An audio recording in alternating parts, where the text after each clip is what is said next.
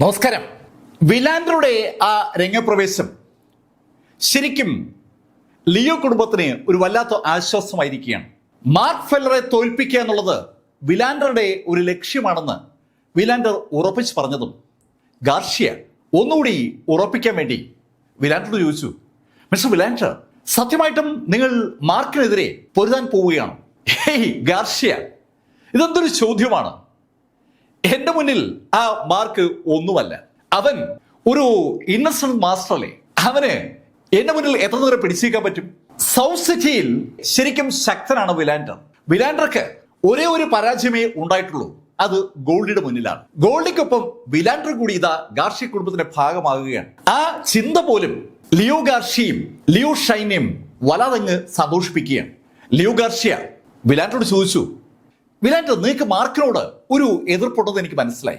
നിങ്ങൾ അതിനുവേണ്ടി ഞങ്ങളുടെ അടുത്ത് എന്തിനാ വന്നത്? ഹേയ് ലിയോ ഗാർഷ്യ, എനിക്കറിയാം നിങ്ങൾക്ക് മാർക്ക് ഒരു പ്രശ്നമാണെന്ന്. നിങ്ങളെ ഞാൻ സഹായിക്കാം.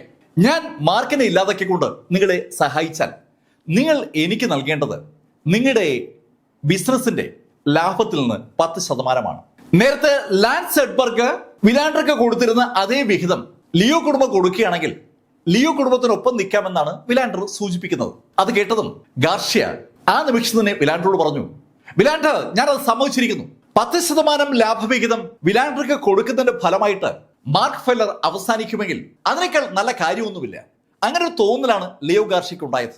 ലിയോ ഗാർഷ്യ വിലാൻഡർ പറഞ്ഞ കണ്ടീഷൻ അംഗീകരിച്ചപ്പോ വിലാൻഡർ ലിയോ ഗാർഷ്യയോട് പറഞ്ഞു, ഓക്കെ, ഞാൻ ഇനി മടങ്ങി വരുമ്പോ എന്റെ കയ്യിൽ അവന്റെ തലയുണ്ടാകും. മാർക്ക് ഫെല്ലറെ കൊന്ന് അവന്റെ തല വെട്ടിയെടുത്ത് അതുമായി ലിയോ കുടുംബത്തിൽ എത്തുമെന്ന് പറഞ്ഞ് വിലാൻഡർ അവിടെ നിന്ന് ഇറങ്ങുന്ന അതേ സമയത്ത് രാവിലെ മാർക്കും നീൽ ഫ്ലെമിംഗും കൂടി ചില കാര്യങ്ങൾ ചർച്ച ചെയ്യുകയാണ്. മാർക്ക് നീൽ ഫ്ലെമിംഗിനോട് പറഞ്ഞു, ഏയ് നീൽ, എന്തായാലും നമ്മൾ ഈ സൗത്ത് സിറ്റി വരെ വന്നതല്ലേ, നിന്റെ ഒരുപാട് നാളത്തെ ആഗ്രഹം നമുക്കങ്ങ് സാധിക്കാം. മാർക്ക് എന്താ ഉദ്ദേശിക്കുന്നത്? നീൽ, നമുക്കൊരു കാർ വാങ്ങിക്കാം. കുറെ ദിവസങ്ങളായി മാർക്ക് ഫെല്ലറോട് നീല് ആ കാര്യം ആവശ്യപ്പെടുകയാണ്, ഒരു കാർ വാങ്ങണോ. മാർക്ക് അവസാനം കാർ വാങ്ങാമെന്ന് സമ്മതിച്ചതും നീൽ ശരിക്കും സന്തോഷമായി. നീൽ ചാടി എണീറ്റ് മാർക്കിനോട് പറഞ്ഞു, മാർക്ക്, ഇപ്പൊ തന്നെ നമുക്ക് പോയാലോ? ഏയ് നീൽ, ഞാൻ വരുന്നില്ല, നീ തന്നെ പോയി ഒരു കാർ വാങ്ങിച്ചിട്ട് വാ. ഓക്കെ, ഞാൻ പോവാം. മാർക്കിന് ഏത് സ്റ്റൈലിലെ കാറാ വേണ്ട? എനിക്ക് അങ്ങനെ പ്രത്യേകിച്ച് പേരൊന്നും അറിയത്തില്ല, നല്ല കാറായിരിക്കണം, നല്ല വേഗത വേണം, വലിയ ജാടയൊന്നും വേണ്ട. അങ്ങനെ പറഞ്ഞിട്ട് മാർക്ക് ഫെല്ലർ അവന്റെ ബാങ്ക് കാർഡ് നീലിനെ ഏൽപ്പിച്ചു. നീൽ ഫ്ലെമിംഗ് ഹോട്ടലിൽ നിന്ന് പുറത്തു പോയതും മാർക്ക് അയാളുടെ ബ്രീതിങ് എക്സസൈസ് സ്റ്റാർട്ട് ചെയ്തു. മാർക്ക് ഇപ്പൊ ശരിക്കും സന്തോഷത്തിലാണ്. മാർക്ക് ഇപ്പോ സ്പിരിച്വൽ എനർജി എസ്റ്റാബ്ലിഷ്മെന്റ് സ്റ്റേജിന്റെ 1ാം ലെവലിൽ കടന്നിരിക്കുകയാണ്. ഇനിയും ഒരുപാട് ലെവലുകൾ മുന്നിലേക്ക് പോകാനുണ്ട്. അതുകൊണ്ട് തന്നെ കിട്ടുന്ന സമയം മുഴുവൻ കൾട്ടിവേഷൻ ആക്ടിവിറ്റീസിന് വേണ്ടി ഉപയോഗിക്കുക എന്നുള്ളത് മാർക്കിന്റെ ഒരു രീതിയാണ്. മാർക്ക് അവന്റെ കൾട്ടിവേഷൻ എക്സസൈസ് ആരംഭിച്ചത് ഹോട്ടലിന്റെ ടെറസിലാണ്. ആ ടെറസിൽ ശരിക്കും സ്പിരിച്വൽ എനർജിയുടെ സാന്നിധ്യമുണ്ട്. മാർക്ക് കണ്ണടച്ച് കാലുകൾ ക്രോസ് ചെയ്ത് വെച്ച് അവന്റെ സ്ഥിരം എക്സസൈസ് ആരംഭിച്ചു, ബ്രീത്തിങ് എക്സസൈസ്. മാർക്ക് ആ എക്സസൈസിൽ മുങ്ങിയിരിക്കുമ്പോൾ ഏകദേശം വൈകുന്നേരം 4 മണിയോടടുപ്പിച്ച് നീൽ ഫ്ലെമിംഗ് മടങ്ങിയെത്തി. നീല് ഒരു കാർ ഓടിച്ചാണ് ആ ഹോട്ടലിലേക്ക് വന്നത്. കാറ് ഹോട്ടലിന്റെ മുന്നിലെത്തിയപ്പോൾ നീല് ഫോണിൽ മാർക്കിനെ വിളിച്ചു. മാർക്ക് ഫെല്ലറെ ഫോണിൽ കിട്ടുമ്പോൾ നീൽ ശരിക്കും സന്തോഷത്തിലാണ്. മാർക്ക്, ഹോട്ടൽ വെളിയിലേക്ക് വാ. അങ്ങനെ നീൽ പറഞ്ഞതും മാർക്ക് മുറി പൂട്ടി താഴെ എത്തി. അവിടെ എത്തുമ്പോൾ മാർക്ക് കാണുന്നത് ശരിക്കും മനോഹരമായ ഒരു കറുത്ത നിറത്തുള്ള ഓഡി 6 ആണ്. കാണാൻ നല്ല ഭംഗിയുള്ള, നല്ല ഒതുക്കമുള്ള, വലിയ ലാവിഷാണെന്ന് തോന്നാത്ത ഒരു കാറാണ് മാർക്ക് കണ്ടത്. മാർക്കിനെ കണ്ടതും നീല് സന്തോഷത്തോടുകൂടി ആ കാറിന്റെ ഫീച്ചേഴ്സ് ഒക്കെ മാർക്കിനോട് പറഞ്ഞു തുടങ്ങി. മാർക്ക് കാറിന്റെ ഡ്രൈവിംഗ് സീറ്റിലേക്ക് കയറിയിരുന്നു. പതുക്കെ വണ്ടി ഒന്ന് ഓടിച്ചേക്ക് നോക്കുകയാണ്. നീൽ, ഇത് കൊള്ളാലോ, എന്താ ഇതിന്റെ വില? മാർക്ക്, ഇതിന് വെറും 2.1 മില്യണേ ആയുള്ളൂ. $21 ലക്ഷം മുടക്കിയാണ് നീൽ ഫ്ലെമിംഗ് ആ കാർ വാങ്ങിയത്. അത് കേട്ടതും മാർക്ക് ചോദിച്ചു, നീൽ, ഇതൊത്തിരി വില കൂടിപ്പോയില്ലേ? മാർക്ക്, ഈ കാറെങ്കിലും നമുക്ക് വേണ്ടേ?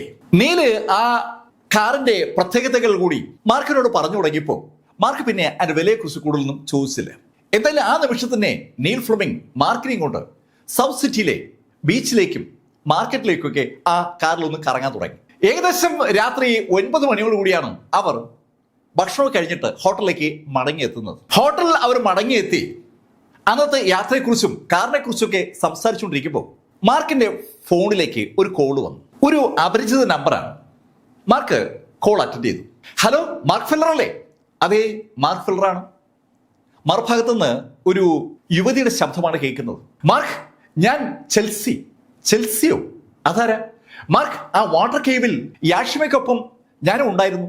ലിയോ ഷൈനുമായി മാർക്ക് ഏറ്റുമുട്ടുമ്പോൾ മാർക്കിനെ സപ്പോർട്ട് ചെയ്തുകൊണ്ട് സൺ യാഷിമയും അവളുടെ കൂട്ടുകാരന്മാരൊക്കെ ഉണ്ടായിരുന്നത് മാർക്കിന് ഓർമ്മയുണ്ട്. ചെൽസി അവളുടെ പേര് പറഞ്ഞപ്പോൾ മാർക്കിന് അവളെ ഓർമ്മ വരികയും ചെയ്തു. ഞാൻ ഓർക്കുന്നുണ്ട് ചെൽസി. ചെൽസി എന്താ എന്നെ ഇപ്പൊ വിളിച്ച്? മാർക്ക്, ഒരു വിഷയമുണ്ട്. എന്ത് വിഷയം? മാർക്ക്, യാഷിമ ഇവിടെ ഒരു ബാറിൽ മദ്യപിച്ച് ഫിറ്റായിരിക്കുകയാണ്. അത് പറയാനാണോ നീ എന്നെ വിളിച്ച്? മാർക്ക്, അതിലൊരു വിഷയമുണ്ട്. എന്ത് വിഷയം? മാർക്ക്, ഞാനും യാഷിമയും ആകെ പെട്ടിരിക്കുകയാണ്. ഞങ്ങൾക്ക് ചുറ്റുമായി കുറച്ച് ചെറുപ്പക്കാരുണ്ട്. അവര് ഞങ്ങളെ യഥാർത്ഥത്തിൽ പെടുത്തിയതാണ്. അങ്ങനെ ചെൽസി പറഞ്ഞതും മാർക്ക് കയ്യിലെ വാച്ചിലേക്ക് നോക്കി. സമയം രാത്രി ഏകദേശം 10 മണി കഴിഞ്ഞിട്ടുണ്ട്. ഈ സമയത്തും വീട്ടിലേക്കോ ഹോസ്റ്റലിലേക്കോ മടങ്ങാതെ ആ 2 പെൺകുട്ടികളും ബാറിലിരുന്ന് മദ്യപിക്കുന്നത് അത്ര നല്ലൊരു പ്രവണതയായി മാർക്കിന് തോന്നിയില്ല. അതുകൊണ്ട് തന്നെ മാർക്ക് ചെൽസിയോട് ചോദിച്ചു, ഏയ് ചെൽസി, ഇപ്പോ രാത്രി 10 മണിയായില്ലേ? ഇത്രയും സമയം നിങ്ങൾ എന്തെടുക്കുകയായിരുന്നു? മാർക്ക്, ഞാൻ പറഞ്ഞല്ലോ, ഞങ്ങൾ ചതിക്കപ്പെട്ടതാണ്. മാർക്ക്, ഞങ്ങളെ സഹായിക്കണം, ഇല്ലെങ്കിൽ ഞങ്ങൾ പെട്ടുപോകും. ചെൽസി പറഞ്ഞ കഥ കേട്ടപ്പോ മാർക്ക് ചെൽസിയോട് ചോദിച്ചു, ഓക്കെ, നിങ്ങൾ എവിടെയാ ഉള്ളത്? മാർക്ക്, ഞങ്ങള് സൗത്ത് സിറ്റിയിലെ മിഡ് നൈറ്റ് KTVയിലാണ് ഉള്ളത്. അവിടുത്തെ റൂം നമ്പർ 888 ഞങ്ങളുണ്ട്. അത്രയും പറഞ്ഞതും അവളുടെ ഫോൺ കട്ടായി. മാർക്കിന്റെ ഫോൺ സംഭാഷണം ശ്രദ്ധിക്കായിരുന്ന നീൽ ഫ്ലെമിംഗ് മാർക്കിനോട് ചോദിച്ചു, എന്തു പറ്റി മാർക്ക്? നീൽ, നമുക്ക് ഒരു സ്ഥലം വരെ പോവാം.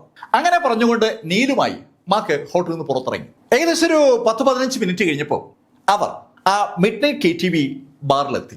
ഒരു ഡാൻസ് ബാറാണ് സ്ഥലം. മാർക്ക് ആ 888 എന്ന പ്രൈവറ്റ് റൂമിലേക്ക് എത്തുമ്പോൾ അവിടെ കുറെ ചെറുപ്പക്കാർ ഡാൻസ് കളിക്കുന്നത് മാർക്കിനും അതുപോലെ നീലിനും കാണാം. ശരിക്കും കളർഫുൾ ലൈറ്റിൽ ആ പയ്യന്മാർ അടിച്ചു പൊളിച്ച് ഡാൻസ് ചെയ്യാണ്. ഡാൻസ് ചെയ്യുന്ന ആ പയ്യന്മാരുടെ അടുത്ത് ഒരു കസേരയിൽ ഏതാണ്ട് കുഴഞ്ഞ പരുവത്തിൽ ഇരിക്കുകയാണ് സാഷൽ സൺ യാഷിമ. അവള് അടിച്ച് ഫിറ്റാണ്. വാതിൽക്കിൽ തന്നെ ചെൽസി നിൽപ്പുണ്ട്. ചെൽസിക്ക് വേണമെങ്കിൽ ആ മുറിയിൽ നിന്ന് ഇറങ്ങിപ്പോവാം. പക്ഷെ യാഷിമയെ ആ കണ്ടീഷനിൽ വിട്ടിട്ട് ഇറങ്ങിപ്പോകാൻ അവൾക്ക് മടിയുള്ളത് കൊണ്ടാണ് അവൾ യഥാർത്ഥത്തിൽ മാർക്കിനെ വിളിച്ചു വരുത്തിയിരിക്കുന്നത്. മാർക്കിന് ഒറ്റ നോട്ടത്തിൽ തന്നെ കഥ മനസ്സിലായി. മാർക്കിനെ കണ്ടതും ചെൽസി ഓടി മാർക്കിന്റെ അടുത്തേക്ക് വന്നു. മാർക്ക്, ഇതാണ് കണ്ടീഷൻ, ഇവിടെ വിട്ടിട്ട് എനിക്ക് പോകാൻ പറ്റില്ല. അപ്പോഴാണ് മാർക്ക് ഒരു കാര്യം കൂടി ശ്രദ്ധിച്ചത്. ചെൽസി മദ്യപിച്ചതിന്റെ ലക്ഷണവുമില്ല. ചെൽസി, നീ മദ്യപിച്ചില്ലേ? മാർക്ക്, ഞാൻ അങ്ങനെ മദ്യപിക്കാറൊന്നുമില്ല. ഇവളോട് ഞാൻ പറഞ്ഞതാണ് മദ്യപിക്കരുത്, പക്ഷെ അവള് കേട്ടില്ല. മദ്യപിച്ച് ഫിറ്റായിരിക്കുന്ന യാഷിമ ഇടയ്ക്കിടയ്ക്ക് കസരിന്ന് എണീക്കുന്ന അവൾ ആ ചെറുപ്പക്കാരൊക്കെ ഒപ്പം നിന്ന് കുലുങ്ങുകയാണ്. ഡാൻസ് എന്ന് അതിനെ വിളിക്കാൻ പറ്റില്ല, ശരിക്കും നിന്ന് ആടുകയാണ് അവൾ. ആ കാഴ്ച കണ്ട മാർക്ക് നടന്ന് യാഷിമയുടെ അടുത്തെത്തി. മാർക്ക് യാഷിമയുടെ കയ്യിലൊന്ന് പിടിച്ചു.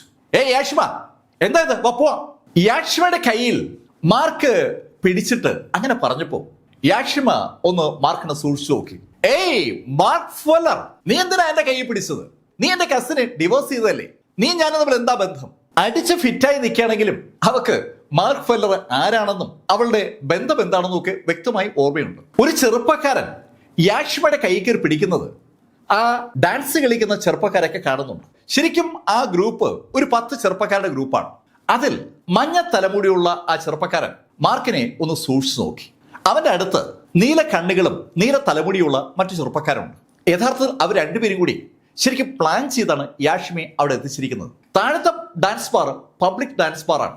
അവിടെ 100 കണക്കിന് ആളുകളുണ്ട്. ആ കൂട്ടത്തിൽ കളിക്കുകയായിരുന്ന യാഷിമയെ ആ പ്രൈവറ്റ് ഡാൻസ് ബാറിലേക്ക് ആ നീല തലമുടിക്കാരനും മഞ്ഞ തലമുടിക്കാരനും കൂടി എത്തിച്ചതാണ്. യാഷിമയുമായി ആ ഡാൻസ് ബാറിൽ വെച്ച് സൗഹൃദമുണ്ടാക്കിയ കക്ഷികളാണ് ആ 2 പേര്. അവർ വളരെ ടാർഗറ്റ് ചെയ്ത് അവിടെ എത്തിച്ച ആ പെൺകുട്ടിയുടെ കയ്യിൽ ഇതാ ഒരു അപരിചിതൻ കയറി പിടിക്കുകയാണ്. മാർക്കിനോടുള്ള യാഷിമയുടെ ഡയലോഗും അവര് കേട്ടു. അത് കേട്ട ആ മഞ്ഞ തലമുടിക്കാരൻ മാർക്കിനോട് ചോദിച്ചു, ആരാധേ, നീ എന്തിനാ അവളെ കൈ കയറി പിടിക്കുന്നത്? അങ്ങനെ ആ മഞ്ഞ തലമുടിക്കാരൻ ചോദിക്കുമ്പോ മാർക്ക് അവനെ നോക്കിയിട്ട് യാഷിമയോട് പറഞ്ഞു, യാഷിമ, നീ വാ, നമുക്ക് പോവാം. മാർക്ക്, ഞാൻ വരുന്നില്ലേ, എന്നെ വിട്. യാഷിമ, നമുക്ക് പോകാന്നാ ഞാൻ പറഞ്ഞത്. അങ്ങനെ വീണ്ടും മാർക്ക് പറയുമ്പോ യാഷിമ മാർക്കിനോട് പറഞ്ഞു, മാർക്ക്, എന്നെ വിട്, എനിക്ക് കുഴപ്പമൊന്നുമില്ല, ഞാൻ ഒറ്റയ്ക്ക് പോയിക്കോളാം. അങ്ങനെ യാഷിമ തീർത്തു പറഞ്ഞതും ആ ചെറുപ്പക്കാർ മാർക്കിന്റെ അടുത്തേക്ക് വന്നു. നീല തലമുടിക്കാരൻ മാർക്കിനോട് പറഞ്ഞു, സുഹൃത്തെ, ആ പെൺകുട്ടി നിങ്ങളോട് വളരെ മാന്യമായിട്ടല്ലേ പറഞ്ഞത് അവളെ വിടാൻ? നിങ്ങൾ എന്തിനാ എന്നിട്ടും അവളെ ഇങ്ങനെ പിടിച്ചിരിക്കുന്നത്? അങ്ങനെ ആ നീല തലമുടിക്കാരൻ ചോദിച്ചതും മാർക്ക് യാഷിമയുടെ കൈ വിട്ടു. മാർക്ക് ആ നീല തലമുടിക്കാരനെ ഒന്ന് നോക്കിയിട്ട് ആ മുറിയുടെ വാതിലിൽ നേരെ നടന്നു. അവിടെ ചെൽസി നിൽപ്പുണ്ട്. ചെൽസിയുടെ അടുത്തായി ഒരു കസേര പിടിച്ചിട്ട് മാർക്ക് അതിലിരിപ്പുറപ്പിച്ചു. മാർക്കിന്റെ തൊട്ടു പുറകിലായി നീലുമുണ്ട്. ഈ സമയത്ത് വീണ്ടും വൈൻ ഗ്ലാസ്സിലേക്ക് പകർന്ന യാക്ഷിമ മദ്യപിച്ചു തുടങ്ങി. മദ്യപിക്കുന്നതിൽ അവൾക്ക് ഒരു കൺട്രോളുമില്ല. ശരിക്കും ഗ്ലാസ്സിലേക്ക് പകർന്ന മദ്യത്തിൽ കുറെയൊക്കെ അവളുടെ വായിലേക്കും കുറെയൊക്കെ പുറത്തേക്കും ഒക്കെ പോകുന്നുണ്ട്. അവൾ ഒരു വല്ലാത്ത അവസ്ഥയിലാണ്. അവൾ ആ അവസ്ഥയിൽ അവിടെ ഇട്ടിട്ട് പോയാൽ ശരിയാകില്ല എന്നൊരു തോന്നലുണ്ടായതുകൊണ്ടാണ് മാർക്ക് ചെൽസിക്കൊപ്പം അവിടെ ഇരിപ്പുറപ്പിച്ചത്. ഈ കാഴ്ച പക്ഷേ ആ നീല തലമുടിക്കാരനെയും മഞ്ഞ തലമുടിക്കാരനെയും ലേശം ഒന്ന് അസ്വസ്ഥപ്പെടുത്തുന്നുണ്ട്. മഞ്ഞ തലമുടിക്കാരൻ നീലക്കാരനോട് പറഞ്ഞു, ഏയ് ജോ, അവനെ അവിടെ അങ്ങനെ ഇരുത്തിയത് ശരിയാവില്ല, അവനെ ഒഴിവാക്കണം.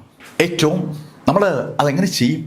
ജോ അങ്ങനെ ചോദിച്ചതും ടോം ജോയോട് പറഞ്ഞു, ഏയ് ജോ, നീ വലിയ കുടിയനല്ലേ, നീ ഒന്ന് ഇടപെട്ട് നോക്ക്, ചിലപ്പോൾ നടന്നാലോ. ടോം എന്ന് വിളിക്കപ്പെടുന്ന ആ മഞ്ഞ തലമുടിക്കാരൻ അങ്ങനെ പറഞ്ഞതും നീല തലമുടിക്കാരനായ ജോ നടന്ന് മാർക്കിന്റെ അടുത്ത് വന്നു. മാർക്കിനോട് അയാൾ പറഞ്ഞു, ഏയ് സുഹൃത്തെ, നിങ്ങളിങ്ങനെ ഇരുന്നാലെങ്ങനെ, നമുക്ക് ഒന്ന് മദ്യപിച്ചാലോ? ഏയ്, ഞാൻ മദ്യപിക്കുന്നില്ല. എന്താ, നിങ്ങൾക്ക് ഭയമുണ്ടോ എന്നോട് മത്സരിച്ച് മദ്യപിക്കാൻ? മത്സരിച്ച് മദ്യപിക്കാൻ എന്നുള്ള പദം ആ നീല തലമുടിക്കാരൻ ഉപയോഗിച്ചതും മാർക്കിന്റെ കണ്ണുകളിൽ ലേശൊരു തെളിച്ചം വന്നു. മാർക്കിന്റെ കണ്ണൊന്ന് തിളങ്ങിയെന്ന് പറയാം. മാർക്ക് ആ നീല തലമുടിക്കാരൻ ചോദിച്ചു, സത്യത്തിൽ എനിക്ക് മദ്യപിക്കാൻ താല്പര്യമൊന്നുമില്ല, പിന്നെ നീ ഒരു മത്സരമാണെന്ന് പറഞ്ഞതുകൊണ്ട് ഞാനും ഒന്ന് നോക്കാം, എന്താണ് മത്സരത്തിൽ വിജയിക്ക് ലഭിക്കുന്നത്? നിങ്ങൾ മത്സരിച്ച് വിജയിക്കുകയാണെങ്കിൽ നിങ്ങൾ പറഞ്ഞ എന്തും ഞാൻ ചെയ്യാം, അഥവാ ഞാനാണ് വിജയിക്കുന്നതെങ്കിൽ ഞാൻ പറയുന്നത് നിങ്ങളും ചെയ്യണം. വളരെ സിമ്പിൾ ആയിട്ടുള്ള കണ്ടീഷനാണ് ജോ മുന്നോട്ട് വെച്ചത്. അത് കേട്ടതും മാർക്ക് പറഞ്ഞു, ഓക്കെ, നീ വിജയിക്കുകയാണെങ്കിൽ നീ പറയുന്ന എന്തും ഞാൻ ചെയ്യാം. ഞാനാണ് വിജയിക്കുന്നെങ്കിൽ നീ ഞാൻ പറയുന്നത് ചെയ്യണം. ഹേയ് സുഹൃത്തെ, നീയാണ് വിജയിക്കുന്നെങ്കിൽ ഞാൻ ഈ കുടിച്ച് തുപ്പിയിട്ടിരിക്കുന്ന ഈ മദ്യം ഈ തറയിന്ന് തുപ്പിയെടുക്കും ഞാൻ. നീ വിജയിച്ചാൽ മാത്രം മതി. മദ്യപിക്കുന്ന പലരും അവിടെ ഛർദ്ദിക്കുന്നുണ്ട്. ആ ഛർദ്ദിൽ വരെ നക്കിയെടുക്കുമെന്നാണ് ഇപ്പോ ജോ പറഞ്ഞത്. അത് കേട്ടതും മാർക്ക് ജോയോട് പറഞ്ഞു, ഓക്കെ, നീ അത് ചെയ്യണം, അത്രേ ഉള്ളൂ. അങ്ങനെ മാർക്ക് പറഞ്ഞതും 2-3 വൈൻ കുപ്പികൾ അവിടേക്ക് വന്നു. ജോ അതിൽ നിന്നൊരു വൈൻ കുപ്പി എടുത്തു. ആ വൈൻ കുപ്പി എടുത്ത് മുന്നിലേക്ക് വെച്ചിട്ട് ജോ മാർക്കിനോട് പറഞ്ഞു, ഇതേ 47% ആൽക്കഹോൾ ഉള്ള വൈനാണ്, ഞാൻ നേരത്തെ പറഞ്ഞില്ലെന്ന് വേണ്ട. അങ്ങനെ പറഞ്ഞിട്ട് അവൻ 2 ഗ്ലാസ് എടുത്ത് മുന്നോട്ട് വയ്ക്കുകയാണ്. വൈൻ കുപ്പി പൊട്ടിച്ച് ഗ്ലാസ്സിലേക്ക് അവൻ ഒഴിക്കാൻ പോയതും മാർക്ക് അവനോട് പറഞ്ഞു, ഏയ്, ഗ്ലാസ്സിലേക്കൊക്കെ ഒഴിച്ച് സമയം കളയണ്ട, നമുക്കൊരു കാര്യം ചെയ്യും, നമുക്ക് കുപ്പി വെച്ച് തന്നെ മത്സരിക്കാം. അങ്ങനെ പറഞ്ഞിട്ട് മാർക്ക് മേശപ്പുറത്തുനിന്ന് മറ്റൊരു കുപ്പി കയ്യിലെടുത്തു. മാർക്ക് ആ കുപ്പിയൊക്കെ പൊട്ടിച്ചു. അതിനുശേഷം മാർക്ക് ആ കുപ്പിയിൽ നിന്ന് വൈനങ്ങ് കുടിച്ചു തുടങ്ങി. ശരിക്കും അമ്പരപ്പിക്കുന്ന വേഗതയിൽ മാർക്ക് ആ കുപ്പിയിലെ വൈൻ മുഴുവൻ കുടിച്ചു. 47% ആൽക്കഹോൾ ഉള്ള ആ വൈൻ മാർക്ക് അങ്ങനെ കുടിക്കുന്ന കണ്ടതും തൊട്ടു പുറകിലുണ്ടായിരുന്ന ചെൽസി മാർക്കിന്റെ ചെവി പറഞ്ഞു, മാർക്ക് പ്ലീസ് പ്ലീസ്, അബദ്ധം കാണിക്കരുത്, അവൻ ഭയങ്കര കുടിയനാണ്. നേരെ എതിർഭാഗത്തിരിക്കുന്ന ആ നീല തലമുടിക്കാരൻ അടിപൊളി ഒരു കുടിയനാണെന്ന് ആ കൂടെ നിൽക്കുന്ന എല്ലാവർക്കും അറിയാം. നീല തലമുടിക്കാരനെ ആരും കുടിച്ചു തോപ്പിക്കില്ല എന്ന് ചെൽസിക്ക് ഒരു ധാരണ തോന്നിയത് കൊണ്ടാണ് ചെൽസി അക്കാര്യം മാർക്കിനോട് പറഞ്ഞത്. മാർക്ക് അത് കേട്ടപ്പോൾ ഒന്ന് ചിരിച്ചുകൊണ്ട് മാർക്ക് എതിരിയിരിക്കുന്ന ആ നീല തലമുടിക്കാരനോട് പറഞ്ഞു, നീ കുടിക്ക്. ശരിക്കും ഈ സമയത്ത് ആ നീല തലമുടിക്കാരൻ ഏതാണ്ട് കിളി പോയതുപോലെയാണ്. അവൻ ഗ്ലാസ്സിൽ വൈൻ ഒഴിച്ച് കുടിക്കുന്ന കോമ്പറ്റീഷനിലൊക്കെ പങ്കെടുത്തിട്ടുണ്ട്. പക്ഷെ കുപ്പിക്ക് കൊച്ചു കുടിക്കുന്ന ഒരു കോമ്പറ്റീഷൻ അവൻ ആദ്യമായിട്ടാണ് കാണുന്നത്. അവൻ ലേശം അന്താളിപ്പോടെ മാർക്കിനെ ഒന്ന് നോക്കിയിട്ട് അവൻ പൊട്ടിച്ചു വെച്ച ആ വൈൻ കുപ്പി അവന്റെ വായിലേക്ക് ചേർത്തു. ഏകദേശം ഒരു 7-8 മിനിറ്റ് കൊണ്ട് അവൻ ആ കുപ്പി കുടിച്ചു തീർത്തു. മാർക്ക് കുടിച്ച വേഗതയിൽ അവന് കുടിക്കാൻ പറ്റില്ല എന്നത് സത്യമാണ്, പക്ഷെ അവൻ കുടിച്ചു തീർത്തു. ആ വൈൻ മുഴുവൻ കുടിച്ചു കഴിഞ്ഞപ്പോൾ അവനും ഒരു കോൺഫിഡൻസ് വന്നു. അത് കേട്ടത് മാർക്ക് ഒന്നും മിണ്ടാതെ അടുത്ത കുപ്പി എടുത്തു. മാർക്ക് അതിവേഗം കുപ്പിയുടെ അടപ്പ് തുറക്കുന്നു, കുടിക്കുന്നു. 1-2 മിനിറ്റ് കൊണ്ട് മാർക്ക് ആ കുപ്പി കുടിച്ചു തീർത്തു. ശരിക്കും ആ രണ്ടാമത്തെ കുപ്പി ആ വേഗതയിൽ മാർക്ക് കുടിച്ചു തീർക്കുമെന്ന് ആ നീല തലമുടിക്കാരൻ ജോ സ്വപ്നത്തിൽ പോലും കരുതിയിരുന്നതല്ല. പക്ഷേ അവനെ അമ്പരപ്പിച്ചുകൊണ്ട് എതിരാളിയായ മാർക്ക് ഫെല്ലർ അതിവേഗം ആ കുപ്പി കുടിച്ചു തീർത്തിരിക്കുകയാണ്. ഈ കാഴ്ച കണ്ട് രസം പിടിച്ചു നിൽക്കുന്ന മഞ്ഞ തലമുടിക്കാരൻ നീല തലമുടിക്കാരനോട് പറഞ്ഞു, ഏയ് ജോ, കുടിക്കടാ, നിന്റെ കപ്പാസിറ്റി എല്ലാവരും ഇത് കാണട്ടെ. ജോയോട് ടോം അങ്ങനെ പറഞ്ഞതും കൂടെയുള്ള സുഹൃത്തുക്കളൊക്കെ കൈയടിച്ച് പ്രോത്സാഹിപ്പിക്കുകയാണ്. അവർ കൂടെ പറയുന്നുണ്ട്, ഏയ് ജോ, മടിച്ചു നിൽക്കാതെ വേഗം കുടിക്ക്. കൂട്ടുകാരെല്ലാം കൂടി ആവേശപൂർവ്വം അങ്ങനെ പറഞ്ഞതും ജോ അടുത്ത കുപ്പിയെടുത്ത് പൊട്ടിച്ചു. അവൻ കുടിച്ചു തുടങ്ങി. കുടിച്ചു തുടങ്ങിയെങ്കിലും സത്യത്തിൽ അത് അവന്റെ വായിന്ന് അങ്ങോട്ട് ഇറങ്ങുന്നില്ല. അവന് അത് മുഴുവൻ അങ്ങോട്ട് കുടിച്ചു തീർക്കാൻ ഒരുപാട് ബുദ്ധിമുട്ടുണ്ട്. അവന് അത് മാർക്ക് കുടിച്ച അതേ ശൈലിയിൽ അങ്ങോട്ട് കുടിക്കാനൊന്നും പറ്റുന്നില്ല. എന്നാലും ഒരു പരുവത്തിൽ അവൻ അത് കുടിച്ചു തീർത്തു. ഏകദേശം 10-15 മിനിറ്റ് എടുത്താണ് അവൻ കുടിച്ചു തീർത്തത്. അവൻ കുടിച്ചു തീർത്തതും മാർക്ക് മൂന്നാമത്തെ കുപ്പി തുറന്നു കഴിഞ്ഞു. മാർക്ക് ഒന്നും മിണ്ടാതെ വീണ്ടും കുടിക്കുകയാണ്. മാർക്ക് അതിവേഗതയിൽ ആ മൂന്നാമത്തെ കുപ്പിയും കുടിച്ചു തീർത്തതും നമ്മുടെ നീല തലമുടിക്കാരന്റെ കണ്ണിങ്ങനെ തള്ളി വരികയാണ്. നീല തലമുടിക്കാരൻ അമ്പരപ്പോടെ മാർക്കിനെ അങ്ങനെ നോക്കുമ്പോൾ മാർക്ക് അവനോട് പറഞ്ഞു, കുടിക്കേ. മാർക്ക് അങ്ങനെ പറഞ്ഞിട്ടും നീല തലമുടിക്കാരൻ കുപ്പി തൊടുന്നില്ല. രണ്ടാമത്തെ കുപ്പി കുടിച്ച ബുദ്ധിമുട്ട് അവൻ അറിയാം. അതുകൊണ്ടാണ് അവൻ മൂന്നാമത്തെ കുപ്പി എടുക്കാനൊന്നും മടിക്കുന്നത്. പക്ഷെ അവനെ അമ്പരപ്പിച്ചുകൊണ്ട് ടോമും കൂടെയുള്ള ആളുകളും അവനങ്ങ് പ്രോത്സാഹിപ്പിക്കുകയും കുപ്പി എടുത്തവന്റെ കയ്യിലേക്ക് കൊടുക്കുകയും ചെയ്തു. ഏയ് ജോ, കുടിക്കടാ, കുടിച്ച് തോപ്പിക്കവനെ. സുഹൃത്തുക്കൾ ജോയെ അങ്ങനെ പ്രോത്സാഹിപ്പിച്ചപ്പോൾ മനസ്സോടെ ജോ ആ കുപ്പിയുടെ അടപ്പ് തുറന്നു. ജോ ആ അടപ്പ് തുറന്നതും അടുത്ത് നിൽക്കുന്ന ടോം ആ കുപ്പി ജോയുടെ വായിലേക്ക് വെച്ചു കൊടുത്തു. പെട്ടെന്നായിരുന്നു ടോം ആ കുപ്പി അവന്റെ വായിലേക്ക് ഇടിച്ചു കയറ്റിയത്. ശരിക്കും ആവേശത്തിന്റെ ഭാഗമായിട്ട് അവരങ്ങ് ചെയ്തു പോയതാണ്. ശരിക്കും പെട്ടെന്ന് ആ വൈൻ അവന്റെ വായിലേക്ക് കയറിയതും അവൻ ഛർദ്ദിച്ചതും ഒരേ നിമിഷത്തിലാണ്. ഛർദ്ദിച്ച ജോയുടെ കണ്ണ് ഏതാണ്ട് തള്ളി എന്ന് പറയാം. അത് കണ്ടതും മാർക്ക് ജോയോട് പറഞ്ഞു, സുഹൃത്തെ, നീ തോറ്റു. നീ തോറ്റ സ്ഥിതിക്ക് പറഞ്ഞ വാക്ക് പാലിക്കണം. നീ ഇത് മുഴുവൻ കുടിച്ചു തീർക്കണം. അവിടെ അവൻ ഛർദ്ദിച്ചു വെച്ചത് മുഴുവൻ അവൻ തന്നെ കുടിക്കണമെന്ന് മാർക്ക് ഫെല്ലർ പറഞ്ഞതും ആ മഞ്ഞ തലമുടിക്കാരനും അവന്റെ സുഹൃത്തുക്കളും നീല തലമുടിക്കാരനും ഒക്കെ വല്ലാത്ത അമ്പരപ്പോടെ മാർക്കിനെ തന്നെ നോക്കുകയാണ്. ഏയ്, നീ എന്താ പറഞ്ഞേ? എന്താ ഞാൻ പറഞ്ഞത് മനസ്സിലായില്ലേ? മത്സരത്തിന്റെ കണ്ടീഷൻ അനുസരിച്ച് ഇവിടെ ഇവൻ തോറ്റു. തോറ്റാൽ അവൻ എന്ത് ചെയ്യുമെന്ന കാര്യം അവൻ നേരത്തെ പറഞ്ഞതാണ്. അതവൻ ചെയ്തേ പറ്റൂ. ഹേയ്, നീ എന്താ ആളാകാൻ ഇവിടെ കയറി വന്നതാണോ? അങ്ങനെ ചോദിച്ചുകൊണ്ട് ആ മഞ്ഞ തലമുടിക്കാരനും അവന്റെ കൂട്ടുകാരും മേശപ്പുറത്ത് ആദ്യം അടിക്കുകയാണ്. ശരിക്കും ആ നീല തലമുടിക്കാരനെ ആ മത്സരത്തിന്റെ കണ്ടീഷനിൽ നിന്ന് രക്ഷിക്കുക എന്നുള്ളതാണ് അവരുടെ പരിപാടി. മാർക്ക് അത് കണ്ടതും അവരോട് ചോദിച്ചു, എന്താ തല്ലാനാണോ പരിപാടി? അതെ, ഞങ്ങൾ തല്ലാൻ പോവുകയാണ്. നീ കുറെ നേരമായി ഇവിടെ ഷൈൻ ചെയ്യണമല്ലോ, നിന്നെ തല്ലി ഒതുക്കാൻ ഞങ്ങൾ തീരുമാനിച്ചു. അങ്ങനെ പറഞ്ഞുകൊണ്ട് ആ ചെറുപ്പക്കാർ മുന്നോട്ട് നീങ്ങാൻ തുടങ്ങിയതും മാർക്ക് തിരിഞ്ഞ് നീലിനോട് പറഞ്ഞു, നീൽ അവരെ നോക്കിയേ. കേൾക്കേണ്ട താമസം തൊട്ടുപുറകിൽ ഇതൊക്കെ കണ്ടോണ്ട് നിൽക്കുന്ന നീൽ പെട്ടെന്ന് മുന്നോട്ട് കയറി. എന്താണ് സംഭവിക്കുന്നതെന്ന് ആ മഞ്ഞ തലമുടിക്കാരനും നീല തലമുടിക്കാരനും ഒന്നും മനസ്സിലാകും മുമ്പ് നീലിന്റെ കൈ അവരുടെയൊക്കെ പുറത്ത് വീണിരുന്നു. ശരിക്കും നീല് കുറെ ദിവസമായി ഒന്ന് പ്രാക്ടീസ് ചെയ്തിട്ട്, അതുകൊണ്ട് തന്നെ നീലിന്റെ ഇടിക്ക് നല്ല വേഗതയും നല്ല രസമാണ്. പറ നീൽ ഇടിക്കുകയാണ്. 1 2 3 4 എന്ന് പറയുന്ന വേഗതയിൽ നീൽ അവന്മാരുടെ കവിള് നോക്കി ഇടിക്കുകയാണ്. ഇടി കിട്ടിയ ഓരോരുത്തന്മാരും താഴേക്ക് വീഴുമ്പോഴും അവർക്ക് എന്താ സംഭവിച്ചത് മനസ്സിലായിട്ടില്ല. ഏതാനും സെക്കൻഡുകൾ കൊണ്ട് ആ 10 ചെറുപ്പക്കാരും താഴെ വീണു എന്ന് പറയാം. വീഴാത്തത് സാക്ഷാൽ ആ മഞ്ഞ തലമുടിക്കാരൻ മാത്രമാണ്. കാരണം മഞ്ഞ തലമുടിക്കാരനെ നീല് തൊട്ടിട്ടില്ല. മഞ്ഞ തലമുടിക്കാരന്റെ എല്ലാ സുഹൃത്തുക്കളും താഴെ വീണ് കഴിഞ്ഞപ്പോൾ മഞ്ഞ തലമുടിക്കാരൻ ശരിക്കും നിന്ന് വിറയ്ക്കുകയാണ്. അവന്റെ നേരേക്ക് നീൽ നടക്കുമ്പോൾ അവൻ നീലിനോട് പറഞ്ഞു, ഏയ്, ഞാൻ ആരെന്നറിയാവോ? നോക്ക്, നീ ആരായാലും എനിക്ക് കുഴപ്പമില്ല, നിന്നെ ഞാൻ തല്ലാൻ പോവുകയാണ്. അങ്ങനെ നീല് പറയുമ്പോൾ മഞ്ഞ തലമുടിക്കാരൻ പറഞ്ഞു, നോക്ക്, എന്റെ കസിനാണ് ഈ ബാറിന്റെ മാനേജർ. ഓഹോ, നിന്റെ കസിനാണോ ഈ ബാറിന്റെ മാനേജർ? അങ്ങനെ ചോദിച്ചുകൊണ്ട് നീൽ ഒരു ഒറ്റ ഇടി. ഇപ്പൊ നീലിടിച്ചത് ആ മഞ്ഞ തലമുടിക്കാരന്റെ വയറ്റിലാണ്. ഇടിയേറ്റ് മഞ്ഞ തലമുടിക്കാരൻ ഒത്തിരി പുറകോട്ട് മാറി. അവൻ ദേഷ്യത്തോടെ നീലിനോട് പറഞ്ഞു, നോക്ക്, നിന്നെ ഞാൻ വിടത്തില്ല. അങ്ങനെ പറഞ്ഞ ആ മഞ്ഞ തലമുടിക്കാരൻ ഒരൊറ്റ ഓട്ടം. അവൻ വാതിൽ നേരെ ഓടി വാതിലിന് അടുത്തെത്തിയിട്ട് തിരിഞ്ഞ് നീലിനോടും മാർക്കിനോടായി പറഞ്ഞു, നോക്ക്, നീയും നിന്റെ കൂട്ടുകാരനും ഇന്ന് ജീവനോട് അവിടുന്ന് പുറത്തു പോകില്ല. അങ്ങനെ പറഞ്ഞുകൊണ്ട് അവൻ പുറത്തേക്ക് ഇറങ്ങി ഓടുമ്പോൾ മാർക്ക് യാഷിമയുടെ അടുത്തെത്തി. അവിടെ ഈ അടിയൊക്കെ നടക്കുമ്പോൾ യാഷിമയെ ആരും ശ്രദ്ധിച്ചിരുന്നില്ല എന്നാണ് സത്യം. യാഷിമ ബോധം കെട്ട് തറയിൽ കിടക്കുകയാണ്. മാർക്ക് ഒരു പരുവത്തിൽ അവളെ എടുത്ത് ആ ടേബിളിന്റെ മുകളിലേക്ക് കിടത്തി. ഒരു വല്ലാത്ത കാഴ്ചയാണത്. സുന്ദരിയായ പെണ്ണ് അടിച്ച് ഫിറ്റായി ഇതാ ബോധമില്ലാതെ കിടക്കുകയാണ്. യാഷിമയെ ആ ടേബിളിന്റെ മുകളിൽ കിടത്തിയിട്ട് മാർക്ക് തിരിഞ്ഞ് ചെൽസി നോക്കി. ചെൽസി, നീ ഇവിടെ വീട്ടിലെത്തിക്കണം. മാർക്ക്, ഞാൻ ഈ കണ്ടീഷനിൽ ഇവളെ കൊണ്ട് എങ്ങനെ പോവുക? അങ്ങനെ ചെൽസി ചോദിച്ചപ്പോൾ മാർക്ക് ചെൽസിയോട് പറഞ്ഞു, ഓക്കെ, ഞങ്ങൾ ഇവിടെ വരാം. മാർക്ക് അങ്ങനെ പറയുമ്പോഴേക്കും നേരത്തെ അവിടെ നിന്ന് ഇറങ്ങി ഓടിയ ആ ടോം കുറച്ച് ആളുകളുമായി അങ്ങോട്ട് ഓടി വന്നു. കുറച്ച് ഗുണ്ടകളാണ് അങ്ങോട്ട് വന്നിരിക്കുന്നത്. ആ ഗുണ്ടകളുടെ മുന്നിൽ ഒരു ചെറുപ്പക്കാരനുണ്ട്. ആ ചെറുപ്പക്കാരൻ അകത്തേക്ക് കടന്നതും ഉറക്കെ ചോദിക്കണം, ആരാ അവിടെ പ്രശ്നം ഉണ്ടാക്കുന്നത്? ശബ്ദം കേട്ട ദിക്കിലേക്ക് മാർക്കും നീലും ഒക്കെ നോക്കുമ്പോൾ കുറേയേറെ ആളുകൾ അകത്തുണ്ട്.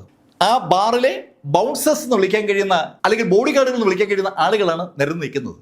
അവരുടെ മുന്നിലായി നിൽക്കുന്ന വ്യക്തി ശരിക്കും ദേഷ്യത്തോടെ അകത്ത് ആ രംഗമൊക്കെ നോക്കുകയാണ്. ടേബിളിന്റെ മുകളിൽ ഒരു പെൺകുട്ടി കിടപ്പുണ്ട്. അബോധാവസ്ഥയിലാണ് അവൾ കിടക്കുന്നത്. താഴെ കുറെ ചെറുപ്പക്കാരും കിടക്കുകയാണ്. ടേബിളിന് സമീപത്തായി 2 ചെറുപ്പക്കാരും മറ്റു പെൺകുട്ടിയുമുണ്ട്. എന്താണ് സംഭവമെന്ന് ആ വന്ന കക്ഷിക്ക് മനസ്സിലായിട്ടില്ല. അയാൾ ആ സാഹചര്യം ഒന്ന് നോക്കുമ്പോൾ ആ മഞ്ഞ തലമുടിക്കാരൻ ടോം അവന്റെ കസിൻ കൂടിയായ ആ ചെറുപ്പക്കാരോട് പറഞ്ഞു, ദാ അവന്മാരാണ് ഈ കുഴപ്പങ്ങളൊക്കെ ഉണ്ടാക്കിയത്. മാർക്കിനെയും നീലിനെയും ചൂണ്ടിയാണ് അവൻ അങ്ങനെ പറഞ്ഞത്. അത് കേട്ടതും ആ ചെറുപ്പക്കാരൻ മാർക്കിനെ നോക്കിയിട്ട് മാർക്കിനോട് പറഞ്ഞു, ഏയ്, ഈ ബാറിൽ വന്ന് പ്രശ്നം ഉണ്ടാക്കാനുള്ള ധൈര്യം നിങ്ങൾക്ക് എങ്ങനെ ഉണ്ടായി? ഇത് ആരുടെ ബാറാണെന്ന് അറിയാവോ? അങ്ങനെ അവൻ ചോദിച്ചതും മാർക്ക് അവനോട് ചോദിച്ചു, അല്ല ആരുടെ ബാറാ ഇത്? ഇതേ ലാൻസെഡ്ബർഗിന്റെ ബാറാണ്. ലാൻസെഡ്ബർഗിന്റെ ബാറിൽ കയറിയിട്ട് പ്രശ്നം ഉണ്ടാക്കാൻ നിങ്ങൾക്ക് എങ്ങനെയാ ധൈര്യം ഉണ്ടായത്? അങ്ങനെ അവൻ പറഞ്ഞപ്പോ മാർക്ക് എടുത്തു ചോദിച്ചു, അതെ ലാൻസെഡ്ബർഗിന്റെയോ? അതെ ലാൻസെഡ്ബർഗിന്റെ. അങ്ങനെ ആ മാനേജർ വീണ്ടും പറഞ്ഞതും മാർക്ക് ആ മാനേജറോട് പറഞ്ഞു, ഓക്കെ ഓക്കെ, നീ ഒരു കാര്യം ചെയ്യ്, മിസ്റ്റർ ലാൻസെഡ്ബർഗിനെ ഇങ്ങോട്ട് വരാൻ പറ. മാർക്കിന്റെ ആ ഡയലോഗ് കേട്ടതും ആ ചെറുപ്പക്കാരൻ ഒരു നിമിഷം മാർക്കിനൊന്ന് സൂക്ഷിച്ചു നോക്കിയിട്ട് അവൻ ചിരിച്ചു പോവുകയാണ്. ആ ചിരി ഒരു പ്രതികരണം ഉണ്ടാക്കി. അവന്റെ കൂടെ വന്ന് സകലരും പൊട്ടിച്ചിരിക്കാൻ തുടങ്ങി. പൊട്ടിച്ചിരിച്ചുകൊണ്ട് ആ മാനേജർ മാർക്കിനോട് പറഞ്ഞു, ഏയ്, നിനക്ക് എന്ത് ധൈര്യമുണ്ടടാ പ്രസിഡന്റ് എഡ്ബർഗിനെ ഇങ്ങോട്ട് വരാൻ പറയാൻ? പ്രസിഡന്റ് എഡ്ബർഗ് കുടുംബത്തിന്റെ തലപ്പത്ത് നിൽക്കുന്ന ആളാണ്. അയാളെ അവിടെ മദ്യപിക്കാമെന്ന് ഒരുത്തൻ അങ്ങോട്ട് വിളിക്കാന്നൊക്കെ പറഞ്ഞാൽ എങ്ങനെയാ അതങ്ങ് അംഗീകരിക്കുക? ആ ചെറുപ്പക്കാരൻ അങ്ങനെ പറഞ്ഞതും മാർക്ക് വീണ്ടും അയാളോട് പറഞ്ഞു, ഏയ്, ഞാൻ പറഞ്ഞല്ലോ, നിങ്ങൾ അയാളെ വിളിക്കേ. നീ പറയുന്ന ഏത്ത് പ്രസിഡന്റ് വിളിക്കാൻ എനിക്കെന്താ തലകൂടെ വണ്ടി ഓടുന്ന?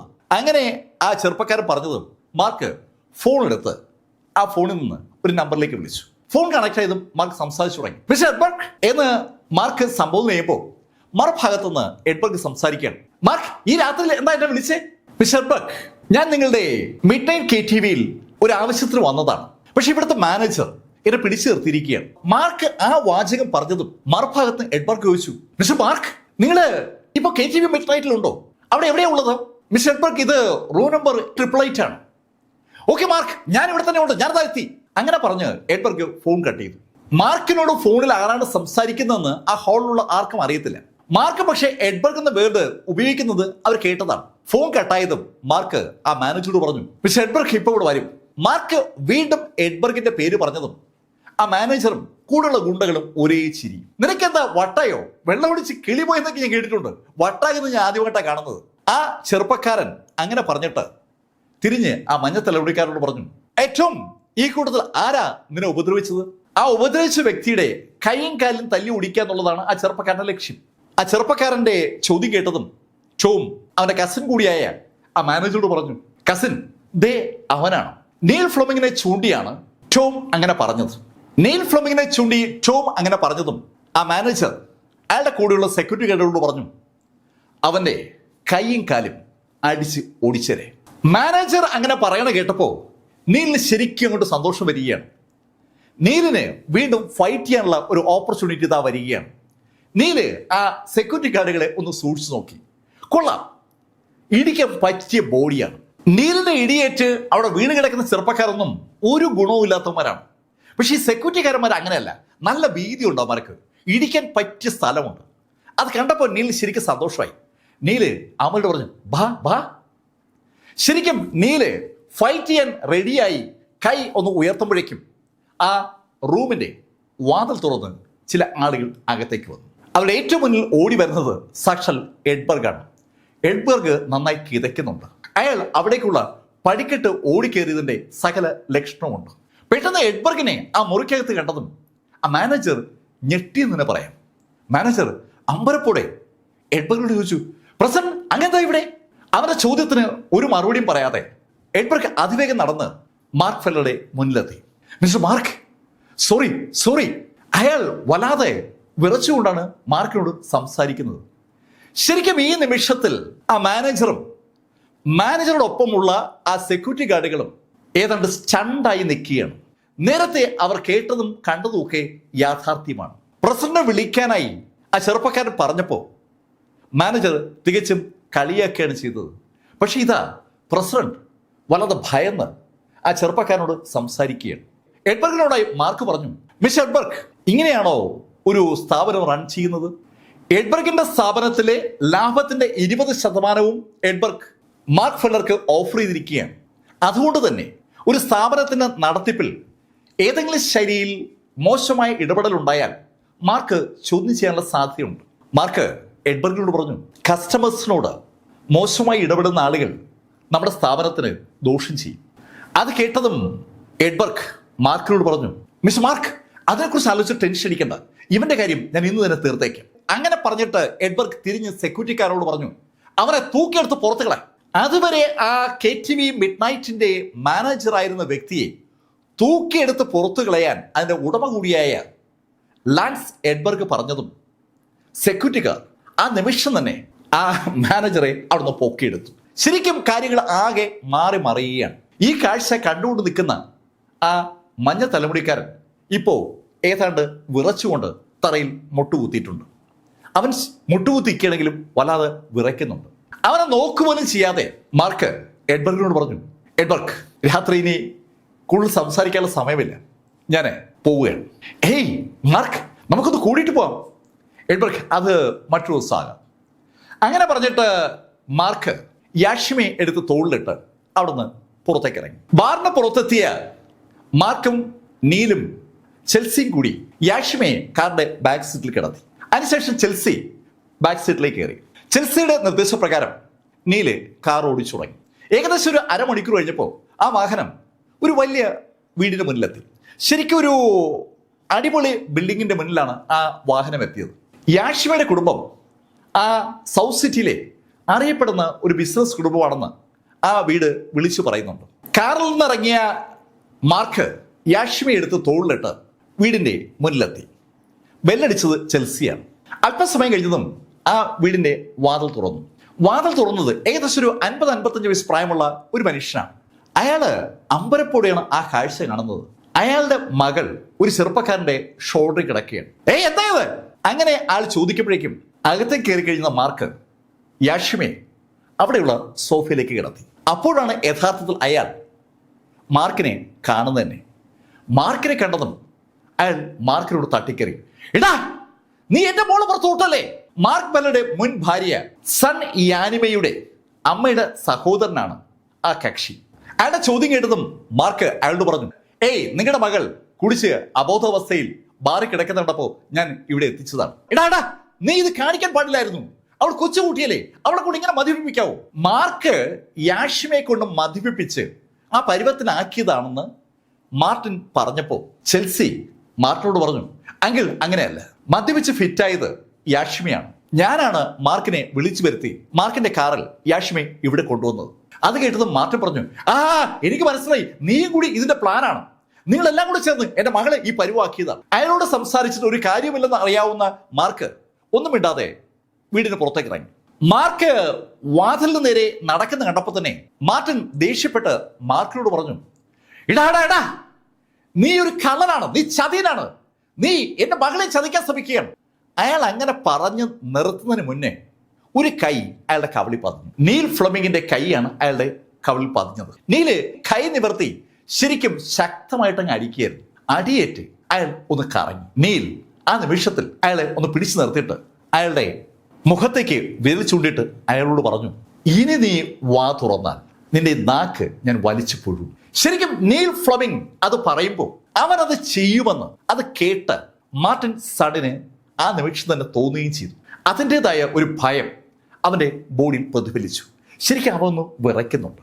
മാർട്ടിൻ സണ്ണിനെയും സോഫയിൽ കിടക്കുന്ന യാഷിമയും ഒന്ന് നോക്കിയിട്ട് നീൽ ഫ്ലെമിങ് ആ വീടിന്റെ പുറത്തേക്ക് ഇറങ്ങി. ഈ സമയത്ത് മാർക്ക് ഫെല്ലറും ചെൽസിയും നടന്ന് കാറിനടുത്ത് എത്തിക്കഴിഞ്ഞു. അകത്തെ അടിയുടെ ശബ്ദം പുറത്തുണ്ടായിരുന്ന മാർക്കും ചെൽസിയും കേൾക്കുകയും ചെയ്തു. ചെൽസി ചിരിച്ചുകൊണ്ട് നീലിനോട് പറഞ്ഞു, അതെന്തായാലും നന്നായി. ശരിക്കും അവൾക്ക് പോലും വല്ലാത്തൊരു ദേഷ്യം ഫീൽ ചെയ്തിരുന്നു. അവൾക്കറിയാം മാർക്കിന് ഇഷ്ടമുണ്ടായിട്ടല്ല മാർക്ക് ആ വിഷയത്തിൽ ഇടപെട്ടതെന്നും യാഷിമയെ രക്ഷിച്ചതെന്നും. ചെൽസിയെ ഹോസ്റ്റലാക്കാൻ വേണ്ടി മാർക്കും നീലും കൂടി ഹോസ്റ്റലിലേക്ക് വാഹനം ഓടിക്കുമ്പോൾ ചെൽസി മാർക്കിനോട് ചോദിച്ചു, മിസ്റ്റർ മാർക്ക്, ആ മാർട്ടിൻ എന്താ ഇങ്ങനെ പെരുമാറുന്നത്?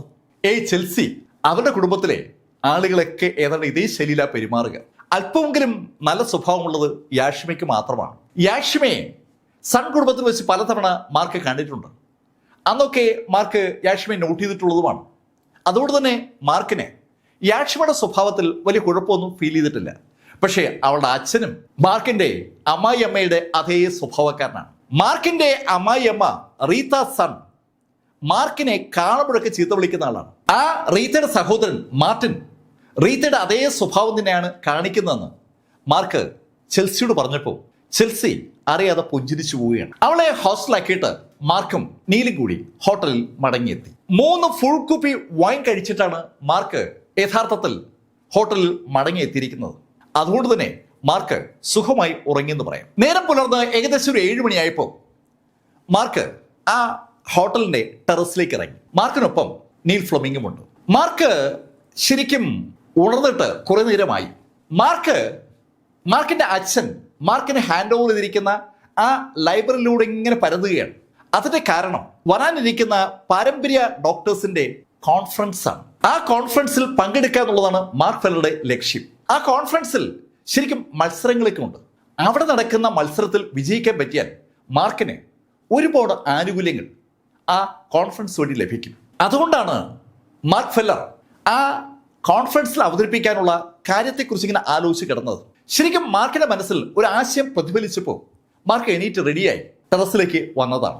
മാർക്കിന്റെ മുഖത്ത് ഒരു സന്തോഷം പ്രതിഫലിക്കുന്നത് സ്വാഭാവികമായിട്ട് നീൽ ഫ്ലെമിംഗ് ശ്രദ്ധിക്കുകയും ചെയ്തു. മാർക്ക്, എന്താ രാവിലെ സന്തോഷത്തിൽ? നീൽ, ഞാനൊരു കാര്യം ചെയ്തു നോക്കാൻ പോവുകയാണ്. അങ്ങനെ പറഞ്ഞിട്ട് മാർക്ക് കാലുകൾ ക്രോസ് ചെയ്ത് പത്മാസനത്തിൽ ഒരു ഇരിപ്പുറപ്പിച്ചു. മാർക്ക് സ്പിരിച്വൽ എനർജി വലിച്ചെടുക്കുന്ന ബ്രീതിങ് എക്സസൈസ് ചെയ്യാൻ പോവുകയാണെന്ന് അത് കണ്ടപ്പോൾ തന്നെ നീലിന് മനസ്സിലായി. നീൽ കൗതുകത്തോടെ മാർക്കിന്റെ ആ ആക്ഷൻ നോക്കി നിൽക്കുകയാണ്. മാർക്ക് ഫെല്ലർക്ക് ഉണ്ടാകുന്ന ഏത് വളർച്ചയും നീലിന് ഒരുപാട് സന്തോഷം ഉണ്ടാക്കും.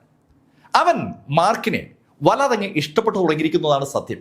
നീൽ ഫ്ലെമിംഗ് കൗതുകത്തോടെ മാർക്കിനെ അങ്ങനെ നോക്കി നിൽക്കുമ്പോൾ മാർക്ക് അവന്റെ വലത് കൈ മുന്നോട്ടൊന്ന് നീട്ടി.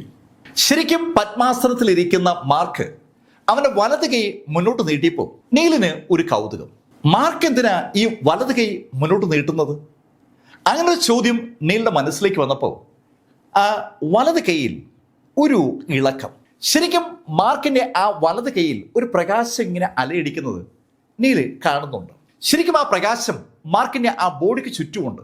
ആ ചുറ്റുമുണ്ടായ പ്രകാശം സാവധാനം വലത് കൈയിലേക്ക് കേന്ദ്രീകരിക്കുകയാണ്. ശരീരത്തിന്റെ എല്ലാ ഭാഗത്തും ഉണ്ടായിരുന്ന പ്രകാശം കുറഞ്ഞു ആ എൻ്റെ പ്രകാശവും വലത് കൈയിലേക്ക് കേന്ദ്രീകരിക്കുകയാണ്. ഇപ്പോൾ വലത് കൈയിലെ കൈപ്പത്തിയിലാണ് ആ പ്രകാശമുള്ളത്. നീല് ശരിക്കും കണ്ണു തള്ളി മാർക്കിന്റെ കൈപ്പത്തിയിലേക്ക് അങ്ങനെ നോക്കുമ്പോൾ മാർക്കിന്റെ ആ കൈപ്പത്തി മാർക്ക് ഒന്ന് ചലിപ്പിച്ചു. ശരിക്കും അമ്പരപ്പിക്കുന്ന ഒരു കാഴ്ച അവിടെ നീല് കാണുകയാണ്. മാർക്കിന്റെ കൈപ്പത്തി ഒന്ന് ചലിച്ചതും ആ കൈപ്പത്തിയിലുള്ള പ്രകാശം പെട്ടെന്ന് ഒരു ജ്വാലയായി മാറി. ശരിക്കും തീ മാർക്കിന്റെ കയ്യിലുണ്ടാവുകയാണ്. അമ്പരപ്പിക്കുന്ന ആ കാഴ്ച ഒരു ഞെട്ടലോട് കൂടിയാണ് നീൽ ഫ്ലെമിംഗ് കണ്ടത്. ശരിക്കും മാർക്കിന്റെ വലത് കൈയിൽ ഒരു തീജ്വാലയുണ്ട്. അതും നീല നിറത്തുള്ള ഒരു തീജ്വാല. ഒരു തരത്തിലുമുള്ള തീയുടെ സാന്നിധ്യമില്ലാതെ ഇതാ മാർക്കിന്റെ വലത് കൈയിൽ മാർക്ക് തീ ഉണ്ടാക്കിയിരിക്കുകയാണ്. നീല ജ്വാലയുള്ള ഒരു തീ. മാർക്ക് എന്താ ഇത്? നീൽ, ഇതാണ് സ്പിരിച്വൽ ഫയർ. ശരീരത്തിന് ഉള്ളിലുള്ള ഇന്റേണൽ എനർജി ഉപയോഗിച്ചുകൊണ്ട് അല്ലെങ്കിൽ സ്പിരിച്വൽ ഊർജം ഉപയോഗിച്ചുകൊണ്ട് തീ കത്തിക്കാൻ പറ്റുമെന്ന് മാർക്ക് അവന്റെ ലൈബ്രറി പരിശോധിച്ചപ്പോൾ മനസ്സിലാക്കിയിരുന്നു. വേറെ ഒരു സോഴ്സിന്റെ ആവശ്യമില്ലാതെ ഒരാൾക്ക് സ്വന്തം ശരീരം മാത്രം ഉപയോഗിച്ചുകൊണ്ട് തീ കത്തിക്കാനുള്ള ഒരു കഴിവുണ്ട്. ആ കഴിവ് ഇതാ മാർക്ക് നീലിന് മുന്നിൽ പ്രദർശിപ്പിക്കുകയാണ്. നീൽ അമ്പരപ്പോടെ മാർക്കിന്റെ കയ്യിലെ ആ തീജ്വാലയിലേക്ക് നോക്കുമ്പോൾ മാർക്ക് ആ നീലപ്രകാശം ഒന്ന് പോക്കി മുന്നോട്ടിട്ടു. ശരിക്കും ആ നീലപ്രകാശം നീല തീജ്വാലയായി ഒരു വസ്തു പോലെ തൊട്ടു മുന്നിൽ വന്ന് വീണപ്പോൾ എന്തു പറയണമെന്നറിയാതെ നീൽ ഫ്ലെമിംഗ് അമ്പരപ്പോടെ ആ തീജ്വാലയിലേക്ക് നോക്കുകയാണ്. ശരിക്കും ശരീരത്തിനകത്തെ ഊർജത്തെ ഇതാ ഒരു വസ്തുവായി മാർക്ക് ഫെല്ലർ കൺവേർട്ട് ചെയ്തിരിക്കുകയാണ്. അതും ഒരു തീയായിട്ട്. ആ തീ നീലിന് കൃത്യമായി കാണാം. ആ തീ വീണ സ്ഥലം പെട്ടെന്ന് അതിവേഗം ചൂടാവുകയാണ്. ശരിക്കും അമ്പരപ്പിക്കുന്ന വേഗതയിൽ ആ തീ നിന്ന് കത്തുകയാണ്. മാർക്ക് വിശ്വസിക്കാൻ പറ്റുന്നില്ല. അങ്ങനെ നീൽ ഫ്ലെമിംഗ് പറഞ്ഞതും മാർക്ക് കൈ ഒന്ന് താഴ്ത്തി. മാർക്കിന്റെ കൈയുടെ ആക്ഷന്റെ ഫലമായിട്ട് പെട്ടെന്ന് ആ തീയങ്ങ് അണഞ്ഞു. മാർക്ക് അങ്ങനെ ചെയ്യുന്നതിന് ഒരു കാരണമുണ്ട്. മാർക്കിന് അവരുടെ സമീപത്ത് ഒരു ആളുടെ സാമീപ്യം ഫീൽ ചെയ്തുകൊണ്ടാണ് മാർക്ക് പെട്ടെന്ന് ആ തീയങ്ങ് അണച്ചത്. മാർക്കിന്റെ തോന്നൽ യാഥാർത്ഥ്യമാണെന്ന് വിളിച്ചു പറഞ്ഞുകൊണ്ട് ഒരാൾ അകത്തേക്ക് വന്നു. ആ ടെറസിലേക്ക് കടന്നു വന്നത് സാക്ഷാൽ വിലാൻഡറാണ്. വിലാൻഡറെ കണ്ടതും നീല് വിലാൻഡറോട് ചോദിച്ചു, ഏയ് നിങ്ങൾ എന്തിനാ ഇവിടെ വന്നേ? നീൽ ഫ്ലെമിംഗിന്റെ ചോദ്യത്തിന് മറുപടി പറയാതെ വിലാൻഡർ മാസ്റ്റർ മാർക്കിന്റെ അടുത്തേക്ക് വന്നു. പത്മാസനത്തിലിരിക്കുന്ന മാർക്കിന്റെ മുന്നിലേക്ക് വന്ന വിലാൻഡർ മാർക്കിനോടായി പറഞ്ഞു, മിസ്റ്റർ മാർക്ക് ഫെല്ലർ, എന്നോട് ക്ഷമിക്കണം. ഏയ് മിസ്റ്റർ വിലാൻഡർ, നിങ്ങൾ എന്തിനാ എന്നോട് ക്ഷമ ചോദിക്കുന്നത്? മാർക്ക്, ഞാൻ സത്യത്തിൽ നിങ്ങളെ തിരിച്ചറിയാതെ നിങ്ങളോട് മോശമായി സംസാരിച്ചു പോയതിൽ എനിക്ക് വിഷമമുണ്ട്. അതിലെനിക്ക് പശ്ചാത്തലം തോന്നി. അതുകൊണ്ട് ഞാൻ ഇവിടേക്ക് വന്നത്. ലാൻസ് എഡ്ബർഗിന്റെ വലങ്കയായി നിന്ന വിലാൻഡർ മാസ്റ്റർ ഹാൻസ് എന്ന ആ കുറ്റവാളി അവിടെ പ്രശ്നമുണ്ടാക്കിയപ്പോൾ അയാളെ എതിരിടാനായി എഡ്ബർഗിനോടൊപ്പം നിന്നതാണ്. പക്ഷേ എഡ്ബർഗിന്റെ മുന്നിലിട്ട് ലാൻസ് ഒറ്റ ഇടിക്ക് വിലാൻഡറെ തോൽപ്പിച്ചപ്പോൾ വിലാൻഡർ ചത്തതുപോലെ കിടന്നതാണ്. പക്ഷെ അന്ന് ആ ഹാൻസിനെ വിലാൻഡറുടെ മുന്നിലിട്ട് മാർക്ക് അവസാനിപ്പിച്ചു കഴിഞ്ഞപ്പോൾ വിലാൻഡർ മാർക്കുമായിട്ട് ഒന്ന് ഉടക്കിയിരുന്നു. അത് തെറ്റായി പോയെന്നാണ് ഇപ്പോൾ വിലാൻഡർ മാർക്കിനോട് പറയുന്നത്. വിലാൻഡറുടെ മാപ്പ് പറച്ചിൽ കേട്ടതും മാർക്ക് വിലാൻഡറോട് പറഞ്ഞു, ഓക്കെ, അത് പോട്ടെ, നിങ്ങളെപ്പോലെ പ്രായമുള്ള ഒരാൾ എന്നോട് വന്ന് ഇങ്ങനെ മാപ്പ് പറയുന്നത് അത്ര ശരിയായ നടപടിയല്ല. ഹേയ് മാർക്ക്, താങ്കളൊരു വലിയ മനുഷ്യനായതുകൊണ്ടാണ് ഇങ്ങനെ സംസാരിക്കുന്നത്. നിങ്ങളുടെ അത്രയും കഴിവുള്ള ആരും ഈ ശൈലിയിൽ എളിമ കാണിക്കത്തില്ല. അങ്ങനെ പറഞ്ഞിട്ട് വിലാൻഡർ ഒരു ഗുളിക മാർക്കിന്റെ കയ്യിലേക്ക് ഇട്ടു കൊടുത്തു. മാർക്ക് കയ്യിൽ വാങ്ങിയ ഗുളികയ്ക്ക് ഏതാണ്ട് ഒരു പർപ്പിൾ നിറമാണുള്ളത്. പർപ്പിൾ നിറത്തിലുള്ള ആ ഗുളിയിലേക്ക് നോക്കിയ മാർക്കിനോടായി വിലാൻഡർ പറഞ്ഞു, ഏയ് മാർക്ക്, ഇത് ഞാൻ തന്നെ ഉണ്ടാക്കിയതാണ്. വിലാൻഡർ, എന്താ ഇത്? മാർക്ക്, ഇത് പ്രത്യേക തരത്തിലുള്ള ഒരു ഗുളികയാണ്. സത്യത്തിൽ ഈ ഗുളിക നമ്മുടെ ശക്തി വൻതോതിൽ വർദ്ധിപ്പിക്കും. നമ്മുടെ കൾട്ടിവേഷൻ മേഖലയിൽ നമ്മൾ എവിടെയെങ്കിലും ഇടിച്ചു നിൽക്കുകയാണെങ്കിൽ അത് ബ്രേക്ക് ചെയ്യാൻ ഈ ഗുളിക സഹായിക്കും. മാർക്ക് ഇപ്പോൾ സ്പിരിച്വൽ എനർജി എസ്റ്റാബ്ലിഷ്മെന്റ് സ്റ്റേജിന്റെ ലെവൽ 1-ലാണ്. 1-ൽ നിന്ന് 2-ലേക്ക് പോവാൻ മാർക്കിനെ സഹായിക്കാൻ ആ ഉത്തേജക മരുന്നിന് കഴിയുമെന്നാണ് വിലാൻഡർ പറഞ്ഞതിന്റെ ചുരുക്കം. പക്ഷെ മാർക്ക് ആ സ്റ്റേജിലാണ് നിൽക്കുന്നെന്നുള്ള കാര്യം വിലാൻഡർക്ക് അറിയില്ല. വിലാൻഡറുടെ വിലയിരുത്തലനുസരിച്ച് മാർക്ക് ഇപ്പോൾ ഒരു ഇന്നർ സ്ട്രെങ്ത് മാസ്റ്ററാണ്. അവിടെ നിന്ന് ഇന്നർ സ്ട്രെങ്ത് മാസ്റ്റർ ഹാൻഡ്സിലേക്ക് കടക്കാൻ ആ ഗുളിക മാർക്കിനെ സഹായിക്കും. അതാണ് വിലാൻഡർ പറയുന്നത്. വിലാൻഡർ സന്തോഷത്തോടു കൂടി മാർക്കിന് നൽകിയ ആ ഗുളിക സ്വീകരിച്ച മാർക്ക് വിലാൻഡറുടെ സാന്നിധ്യത്തിൽ തന്നെ അതങ്ങ് വിഴുങ്ങി. ശരിക്കും മാർക്കിനെ നെക്സ്റ്റ് ലെവലിലേക്ക് കടത്തിവിടാൻ കപ്പാസിറ്റി ഉള്ള ഗുളിക മാർക്ക് കഴിച്ചതും സന്തോഷത്തോടെ വിലാൻഡർ മാർക്കിനോട് യാത്ര പറഞ്ഞ് അവിടുന്ന് പുറത്തിറങ്ങി.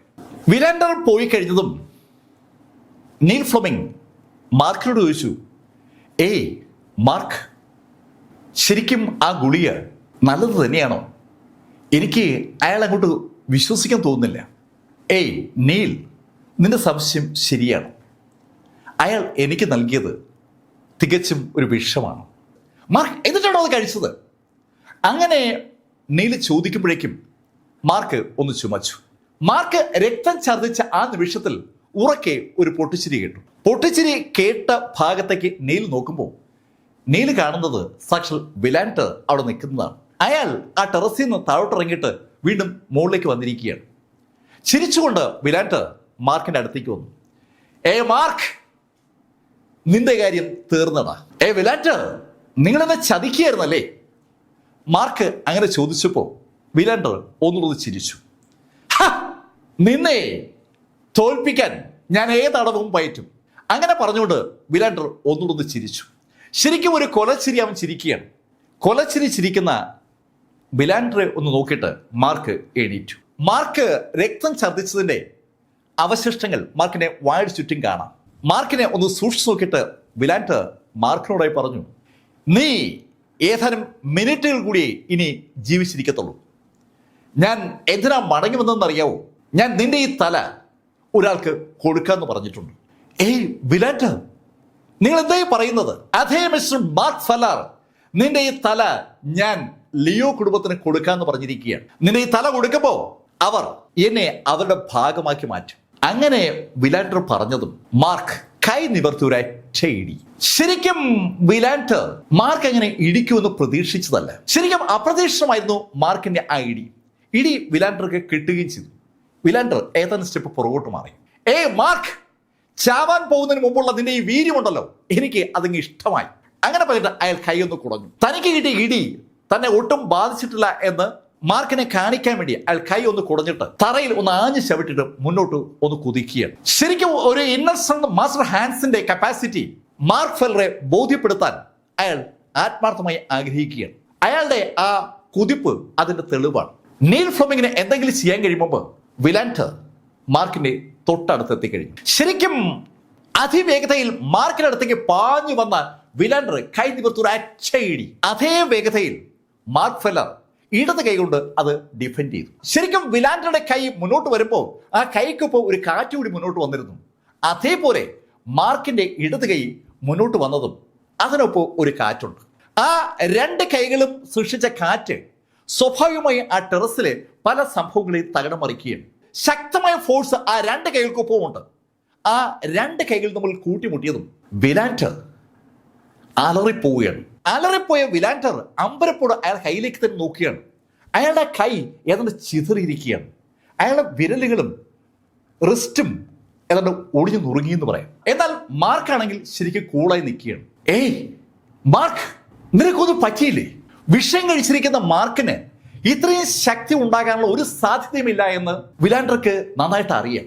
വിഷം കഴിച്ചിട്ട് പോലും മാർക്ക് ഫെല്ലർക്ക് അൺബിലീവബിൾ ആയിട്ടുള്ള ശക്തിയുണ്ട്. ആ യാഥാർത്ഥ്യം വിലാൻഡർ തിരിച്ചറിഞ്ഞതും വിലാൻഡർ പെട്ടെന്ന് മുട്ടുകുത്തി താഴേക്ക് വീണു. മാർക്ക്, ക്ഷമിക്കണം, അറിയാതെ പറ്റിപ്പോയതാണ്. അത് കേട്ടതും മാർക്ക് ഇടത് കാലുയർത്തി ഒരൊറ്റ അടി.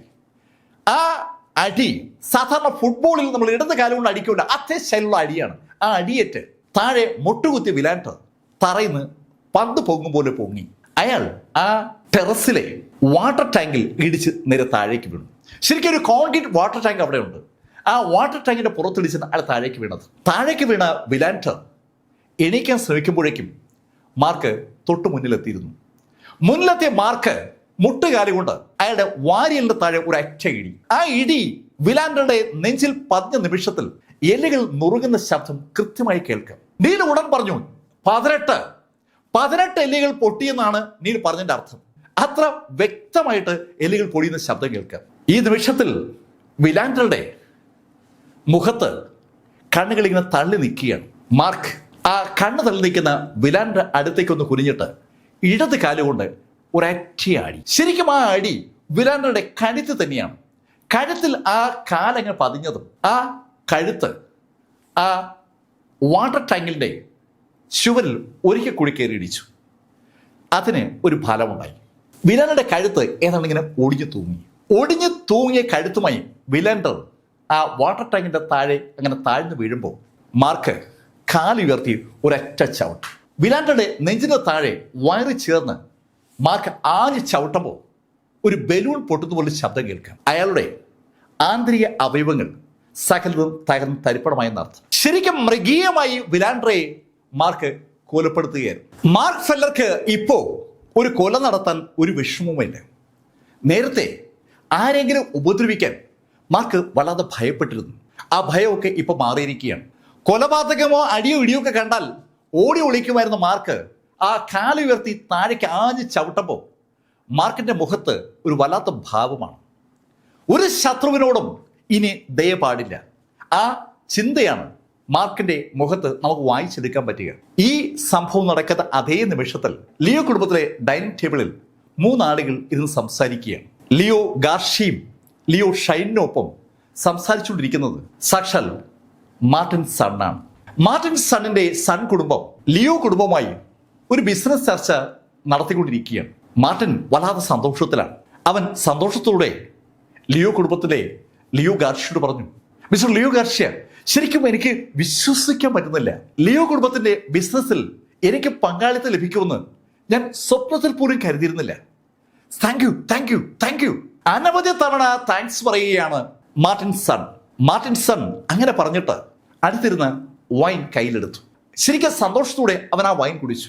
വല്ലാത്തൊരു സന്തോഷം മാർട്ടിന്റെ എല്ലാ പെരുമാറ്റത്തിലുമുണ്ട്. ആ ഡൈനിങ് ടേബിളിലെ വിഭവങ്ങൾ ഒന്നൊന്നായി വായ്ക്കകത്തേക്ക് കയറ്റി വിടുമ്പോൾ അയാൾ വല്ലാത്ത സന്തോഷത്തോട് പറയുകയാണ്, ഞാൻ ഒരിക്കലും കരുതിയിരുന്നില്ല ഈ ഗാർഷ്യ കുടുംബത്തിന്റെ ഡൈനിങ് ടേബിളിൽ ഇതുപോലെ ഇരുന്ന് ഭക്ഷണം കഴിക്കാൻ എനിക്കൊരു അവസരം കിട്ടുമെന്ന്. ശരിക്കും എനിക്ക് എന്റെ സന്തോഷം നിയന്ത്രിക്കാൻ പറ്റുന്നില്ല. അങ്ങനെ മാർട്ടിൻ സംസാരിക്കുമ്പോൾ ലിയോ ഷൈൻ ഒരു കുപ്പി വൈൻ അവന്റെ മുന്നിലേക്ക് നീക്കി വെച്ചു. നീ കുറച്ച് കുടിക്കാതെ ഒന്നിച്ചു കുടിച്ചു. അങ്ങനെ ഷൈൻ പറഞ്ഞപ്പോ സന്തോഷത്തോടെ ആ കുപ്പി കയ്യിലെടുത്ത മാർട്ടിൻ ആ കുപ്പിയുടെ അടപ്പ് പൊട്ടിച്ച് ശരിക്കും ഗ്ലാസ്സിലേക്ക് ഒഴിച്ചു തുടങ്ങി. അവനെ കളിയാക്കാൻ വേണ്ടിയാണ് യഥാർത്ഥത്തിൽ ഷൈൻ ആ വാചകം പറഞ്ഞെന്നുള്ള യാഥാർത്ഥ്യം പോലും മനസ്സിലാക്കാതെ അവൻ ആ വൈൻ മുഴുവൻ കുടിച്ചു തീർക്കുന്നതിനെ കുറിച്ചാണ് ആലോചിക്കുന്നത്. മിസ്റ്റർ ഷൈൻ, നിങ്ങൾ പറഞ്ഞ പോലെ ഞാനിത് മുഴുവൻ കുടിക്കാം. ഷൈൻ എന്തു പറഞ്ഞാലും താൻ ചെയ്യുമെന്നുള്ള ഒരു ശൈലിയിലാണ് ഇപ്പോൾ മാർട്ടിൻ നിൽക്കുന്നത്. മാർട്ടിൻ ആ വൈൻ അങ്ങനെ കുടിച്ചു തുടങ്ങുമ്പോൾ ആ മുറിയുടെ വാതിൽ തുറന്ന് ഒരാൾ അകത്തേക്ക് വന്നു. അകത്തേക്ക് വന്ന ആളെ കണ്ടതും ലിയോ ഗാർഷ്യ ഉറക്കെ ചോദിച്ചു പോവുകയാണ്, മാർക്ക്, നീ എന്താ ഇവിടെ? മാർക്ക് ഫെല്ലർ എന്ന വാക്ക് കേട്ടതും മാർട്ടിൻ തിരിഞ്ഞു നോക്കി. മാർട്ടിൻ കാണുന്നത് മാർക്ക് അകത്തേക്ക് കടന്നു വരുന്നതാണ്. അത് കണ്ടതും മാർട്ടിൻ ചാടി എണീറ്റു. ഇടാ, നിന്നോട് ആരാടാ പറഞ്ഞത് ഇവിടേക്ക് കയറാൻ? അങ്ങനെ പറഞ്ഞുകൊണ്ട് മാർട്ടിൻ ഓടി മാർക്കിന്റെ മുന്നിലേക്ക് വന്നു. മാർക്ക്, നിനക്ക് എന്നോട് എന്തെങ്കിലും പറയാനുണ്ടെങ്കിൽ പുറത്ത് നീ കാത്തു നിൽക്കല് വേണ്ടത്, ഇവിടേക്ക് കയറി വരണോ? ഇതേത് കുടുംബമാണെന്നറിയാവോ? ഗാർഷ്യ കുടുംബത്തിന് ഈ ഡൈനിങ് റൂമിലേക്ക് അടക്കാൻ നിന്നെ ആരാ അനുവദിച്ചത്? മാർക്ക്, ഇറങ്ങി, വേഗം. മാർട്ടിൻ സണ്ണിനെ ആ മുറി കണ്ടപ്പോ സ്വാഭാവികമായ ഒരു അമ്പരപ്പ് മാർക്ക് ഫെല്ലർക്കുണ്ട്. ആ അമ്പരപ്പ് മാർക്കിന്റെ മുഖത്ത് ഉണ്ടായിരുന്ന അതേ നിമിഷത്തിലാണ് മാർട്ടിൻ സൺ മാർക്കിനോട് ഏതാണ്ട് തട്ടിക്കേറി അങ്ങനെ സംസാരിക്കുന്നത്. പക്ഷേ ആ നിമിഷത്തിൽ ഡൈനിങ് ടേബിളിന്റെ അടുത്ത് എണീറ്റ ലിയോ ഗാർഷ്യ നടന്ന് മാർക്കിനടുത്ത് എത്തിയിരുന്നു. അയാൾ മാർക്കിനോട് ചോദിച്ചു, മാർക്ക് ഫെല്ലർ, എന്താ നിങ്ങൾ ചോദിച്ചേക്ക് ഞാൻ നൽകിയതല്ലേ, പിന്നെന്താ നിങ്ങൾ വന്നത്? മിസ്റ്റർ ഗാർഷ്യ, നിങ്ങൾ ചെയ്യാൻ പാടില്ലാത്തത് വീണ്ടും ചെയ്തു. മാർക്ക് ഫെല്ലർ പറഞ്ഞ വാചകം കേട്ട് മാർട്ടിൻ സൺ ശരിക്കൊന്ന് നടുങ്ങിയെന്ന് പറയാം. ഗാർഷ്യ കുടുംബത്തിന്റെ തലവനായ ഗാർഷ്യയുടെ മുഖത്ത് നോക്കിക്കൊണ്ട് അയാളെ പേര് പറഞ്ഞു വിളിക്കുന്നു. തികച്ചും അമ്പരന്ന് പോയ മാർട്ടിൻ എന്തു പറയണമെന്നറിയാതെ മാർക്ക് ഫെല്ലറെ അങ്ങനെ സൂക്ഷിച്ചു നോക്കുമ്പോൾ മാർക്ക് ഗാർഷ്യയോട് പറഞ്ഞു, ഗാർഷ്യ, ഞാൻ നിന്നെ കൊല്ലാതെ വിട്ടതാണ്, പക്ഷെ നീ തികച്ചും നന്ദികേട് കാണിച്ചു. അങ്ങനെ മാർക്ക് പറയുമ്പോഴേക്കും ലിയോ ഷൈനും ഓടി ഗാർഷ്യയുടെ അടുത്തെത്തി. ലിയോ ഷൈൻ ദേഷ്യത്തോടെ മാർക്കിനോട് പറഞ്ഞു, മാർക്ക്, നീ വലിയ സംഭവമാണെന്നൊക്കെ സ്വയം ധരിച്ചിട്ടുണ്ടെങ്കിൽ അത് തെറ്റാണ്. നിനക്കിനെ അധികം സമയമൊന്നുമില്ല, നിന്നെ തീർക്കാൻ ഞങ്ങൾ ആളെ വിട്ടിട്ടുണ്ട്. അങ്ങനെ ഷൈൻ പറഞ്ഞതും മാർക്ക് ഒന്ന് തിരിഞ്ഞ് വാതിൽക്കിലേക്ക് നോക്കി. വാതിലിലേക്ക് മാർക്ക് തിരിഞ്ഞു നോക്കിയപ്പോഴാണ് ഷൈനും ഗാർഷ്യയും ആ കാഴ്ച കണ്ടത്. സാക്ഷാൽ വിലാൻഡറുടെ ഡെഡ് ബോഡി ആ വാതിലിൽ അങ്ങനെ ചേർത്ത് നിർത്തിയിരിക്കുകയാണ്. വിലാൻഡറുടെ ഒടിഞ്ഞ കഴുത്ത് വളരെ വ്യക്തമാണ്. ആ കാഴ്ച കണ്ട ഗാർഷ്യ ഏതാനും സ്റ്റെപ്പ് അറിയാതെ പുറകോട്ട് മാറിപ്പോവുകയാണ്. അയാൾ തൊട്ട് സമീപത്തുള്ള ചെയറിൽ ഒന്ന് പിടിച്ചു. ആ ചെയറിൽ അയാൾ പിടിച്ചില്ലെങ്കിൽ അയാൾ താഴെ വീണനെ. അത്രയ്ക്കും അയാൾ പതറിയിട്ടുണ്ട്. ഷൈനും ഏതാണ്ട് വാപൊളിച്ച് നിൽക്കുകയാണ്. വാതിലിൽ വിലാൻഡറെ ചാരി വെച്ചിരിക്കുന്ന നീൽ ഈ നിമിഷത്തിൽ ആ ഡെഡ് ബോഡി മുറിക്കകത്തേക്ക് തള്ളിയിട്ടു. ഒരു ശബ്ദത്തോടെ വിലാൻഡറുടെ ബോഡി താഴേക്ക് വീണു. ആ ബോഡി താഴേക്ക് വീഴുമ്പോൾ ആ ബോഡിക്ക് ഏതാണ്ട് അടുത്തുണ്ടായിരുന്ന മാർട്ടിൻ സൺ ഏതാനും സ്റ്റെപ്പ് പുറകോട്ട് ഓടി മാറി. എന്താണ് സംഭവിക്കുന്നതെന്ന് മാർട്ടിന് ഒരു പിടുത്തവുമില്ല. പക്ഷെ മാർട്ടിന് ഒരു കാര്യം അറിയാം, അവിടെ ആ ഡെഡ് ബോഡിയായി കിടക്കുന്ന വിലാൻഡർ സൗത്ത് സിറ്റിയിലെ അറിയപ്പെടുന്ന ഒരു മാസ്റ്ററാണെന്ന്. ലിയോ കുടുംബത്തിന്റെ ഗോൾഡ് കഴിഞ്ഞാൽ അടുത്ത ശക്തൻ വിലാൻഡർ ആയിരുന്നു. ആ വിലാൻഡറുടെ ഡെഡ് ബോഡിയാണ് ഇപ്പൊ ഇതാ അവിടെ കാണുന്നത്. എന്തു പറയണമെന്നറിയാതെ മാർട്ടിൻ സൺ അടുത്ത ചെവിലൊന്ന് പിടിച്ച് ആ ഡെഡ് ബോഡിയിലേക്ക് അങ്ങനെ നോക്കുമ്പോൾ മാർക്ക് തന്റെ വലത് കൈ ആ ഡെഡ് ബോഡിക്ക് നേരെ നീട്ടുകയാണ്. വിലാൻഡറുടെ ഡെഡ് ബോഡിയിലേക്ക് മാർക്കിന്റെ ആ കൈ അങ്ങനെ നീളുമ്പോൾ ആ ഹാളിനകത്തുള്ള ലിയോ ഗാർഷ്യയും ലിയോ ഷൈനും മാർട്ടിൻ സണ്ണും ഞെട്ടിയ ഒരു രംഗമുണ്ടായി. മാർക്ക് ഫെല്ലറുടെ കയ്യിൽ നിന്ന് ഒരു പ്രകാശം ആ ബോഡിക്ക് നേരെ നീണ്ടു. ആ പ്രകാശം ആ ബോഡിയുടെ പുറത്തേക്ക് പതിച്ചതും ആ ബോഡി അങ്ങ് കത്തി തുടങ്ങി. അമ്പരപ്പോടെ ആ മൂവർ സംഘം ആ കാഴ്ച കണ്ടു. അവർ കണ്ടുകൊണ്ട് നിൽക്കെ നിമിഷ നേരം കൊണ്ട് ആ ബോഡി പൂർണ്ണമായി എരിഞ്ഞു തീർന്നു. മാർക്ക് ഫെല്ലർക്ക് സ്വന്തം കൈകൊണ്ട് ഒരു ബോഡി കത്തിച്ചു കളയാൻ അധികം സമയമൊന്നും വേണ്ടി വന്നില്ല. ഏതാനും മിനിറ്റുകൾ കഴിഞ്ഞപ്പോൾ അങ്ങനെ ഒരു ബോഡി അവിടെ ഉണ്ടായിരുന്നു എന്ന് തെളിയിക്കാൻ പോലും കഴിയാത്ത ശൈലിയിൽ ആ ബോഡി അപ്രത്യക്ഷമായിരിക്കുകയാണ്. ലിയോ ഷൈനും ലിയോ ഗാർഷിയും മാർട്ടിൻ സണ്ണും ഏതാണ്ട് ശ്വാസം നിലച്ച അവസ്ഥയിലാണ്. ഒരു അക്ഷരം പോലും അവിടെ ആരുടെയും വായിന്ന് പുറത്തേക്ക് വരുന്നില്ല. ഏതാനും നിമിഷ നേരത്തേക്ക് മാർക്ക് ഫെല്ലറും ഒന്നും മിണ്ടിയില്ല. നിശബ്ദരായി നിൽക്കുന്ന ലിയോ ഗാർഷിയും ലിയോ ഷൈനെ നോക്കിയിട്ട് മാർക്ക് അവരോട് പറഞ്ഞു, നോക്ക്, നിങ്ങളെ ഞാൻ കൊല്ലണ്ടെങ്കിൽ നിങ്ങൾ എന്നോട് മുട്ടുകുത്തി മാപ്പപേക്ഷിക്കണം. ലിയോ കുടുംബത്തിനകത്തേക്ക് വന്നിട്ട് ആ ശൈലിയിൽ ഒരാൾ ഒരു ആവശ്യം ഉന്നയിക്കുമെന്ന് സ്വപ്നത്തിൽ പോലും ആരും അതിനു മുമ്പേ കരുതിയിട്ടുണ്ടാവില്ല. പക്ഷേ മാർക്ക് ഫെല്ലർ അങ്ങനെ പറഞ്ഞപ്പോൾ ലിയോ ഗാർഷ്യ മാർക്കിനോട് പറഞ്ഞു, മാർക്ക്, അത് പറ്റില്ല, ഒരു കാരണവശാലും ഞാൻ മുട്ടുകുത്തത്തില്ല. ലിയോ ഷൈൻ ദേഷ്യത്തോടെ മാർക്കിനോട് പറഞ്ഞു, മാർക്ക്, നീ എല്ലാവരും തോൽപ്പിച്ചു എന്നൊന്നും കരുതണ്ട. മാർക്കിനോട് ലിയോ ഗാർഷ്യയും ലിയോ ഷൈനും മാറി മാറി ഡയലോഗ് പറഞ്ഞു തുടങ്ങിയതും മാർക്ക് ഗാർഷ്യയോട് പറഞ്ഞു, നോക്കൂ മിസ്റ്റർ ഗാർഷ്യ, നിങ്ങളുടെ ഐഡിയ എനിക്ക് മനസ്സിലായില്ല എന്നാണ് നിങ്ങൾ ധരിച്ചിരിക്കുന്നെങ്കിൽ അത് തെറ്റാണ്. എനിക്ക് മനസ്സിലാകുന്നുണ്ട് നിങ്ങൾ കാക്കുന്നത് മിസ്റ്റർ ഗോൾഡിക്ക് വേണ്ടിയാണ്. ഓക്കെ, ഞാനും വെയിറ്റ് ചെയ്യാം, ഗോൾഡി വരട്ടെ. ഗാർഷ്യയുടെയും ഷൈന്റെയും മനസ്സിലുണ്ടായിരുന്ന അതേ കാര്യം മാർക്ക് ഇതാ പറയുകയാണ്, ഗോൾഡി വരട്ടെ. അധികം സമയം കഴിയുമ്പോൾ ഗോൾഡി അങ്ങോട്ടേക്ക് എത്തി. ശരിക്കും ഗോൾഡിക്ക് വേണ്ടി വെയിറ്റ് ചെയ്യായിരുന്ന ഗാർഷ്യയും ഷൈനും ഗോൾഡി കണ്ടതും വളരെ സന്തോഷത്തിലായി. മാർക്ക്, നോക്കടാ, ഇതാരാ വന്നിരിക്കുന്ന കണ്ടോ? അങ്ങനെ അവർ പറഞ്ഞതും മാർക്ക് ഗോൾഡിയെ നോക്കി. ഗോൾഡി മാർക്കിനെ നോക്കിയ ഗോൾഡി മാർക്കിനോട് പറഞ്ഞു, നീ ആള് കൊള്ളാമല്ലോ, നീ ഒരു ഇന്നസെന്റ് മാസ്റ്റർ ഹാൻഡ്സ് ആയിട്ടുണ്ട്.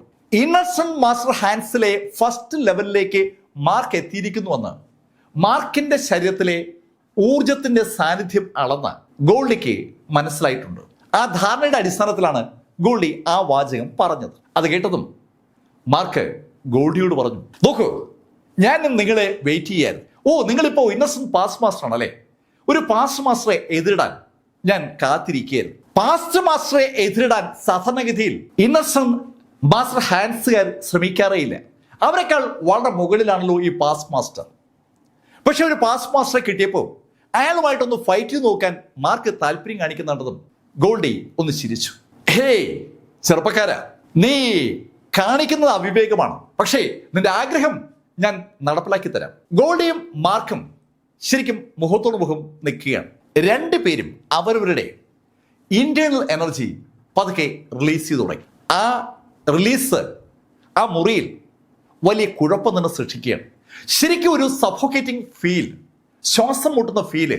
അതിന്റെ ഫലമായി മാർട്ടിനും അതുപോലെ ലിയോ കുടുംബത്തിലെ ആളുകൾക്കും നീൽ ഫ്ലെമിങ്ങിനും ഒക്കെ അനുഭവപ്പെട്ടു തുടങ്ങി. രണ്ട് ശക്തർ ഇതാ മുഖാമുഖം ഏറ്റുമുട്ടുകയാണ്. ശരിക്കും തന്റെ ഇന്റേണൽ എനർജി റിലീസ് ചെയ്ത ഗോൾഡി മാർക്കിനോട് പറഞ്ഞു, നീ ചെറുപ്പമാണ്, അതുകൊണ്ട് അറ്റാക്ക് ചെയ്യാനുള്ള ചാൻസ് ഞാൻ നിനക്ക് നൽകുന്നു. കേട്ട മാത്രയിൽ മുന്നോട്ട് കുതിച്ച മാർക്ക് കൈ നിവർത്തി ഒരൊറ്റ ഇടി. മാർക്കിന്റെ ആ ഇടി ഗോൾഡി കൈകൊണ്ട് തടുക്കാതെ നെഞ്ചുകൊണ്ടാ തടുത്തത്. ശരിക്കും അയാളുടെ ബോഡി ശക്തമാണെന്ന് കാണിക്കാൻ വേണ്ടി തന്നെയാണ് അയാൾ അങ്ങനെ ചെയ്തത്. മാർക്കിന്റെ കൈ ഗോൾഡിയുടെ ആ നെഞ്ചിൽ പതിഞ്ഞിട്ടും ഗോൾഡിക്ക് ഒരു കുലുക്കവുമില്ല. അയാൾ പാറ പോലെ അങ്ങനെ നിൽക്കുകയാണ്.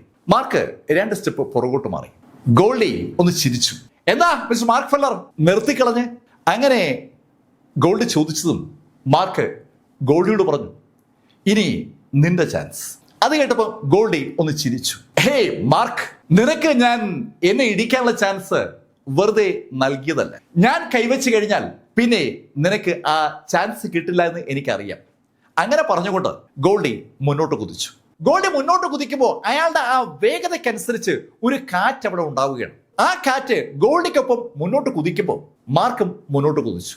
2 സൂപ്പർ ഫൈറ്റേഴ്സ് ഒരേ നിമിഷം ആ ഹാളിൽ മുന്നോട്ട് കുതിക്കുമ്പോൾ 2 പേർക്കും ഒപ്പം ഒരു കാറ്റുണ്ടാവുകയാണ്. ശരിക്കും ഇന്റേണൽ എനർജി 2 പേരും അവരവരുടെ കൈകളിലേക്ക് കൊണ്ടുവന്നിരിക്കുകയാണ്.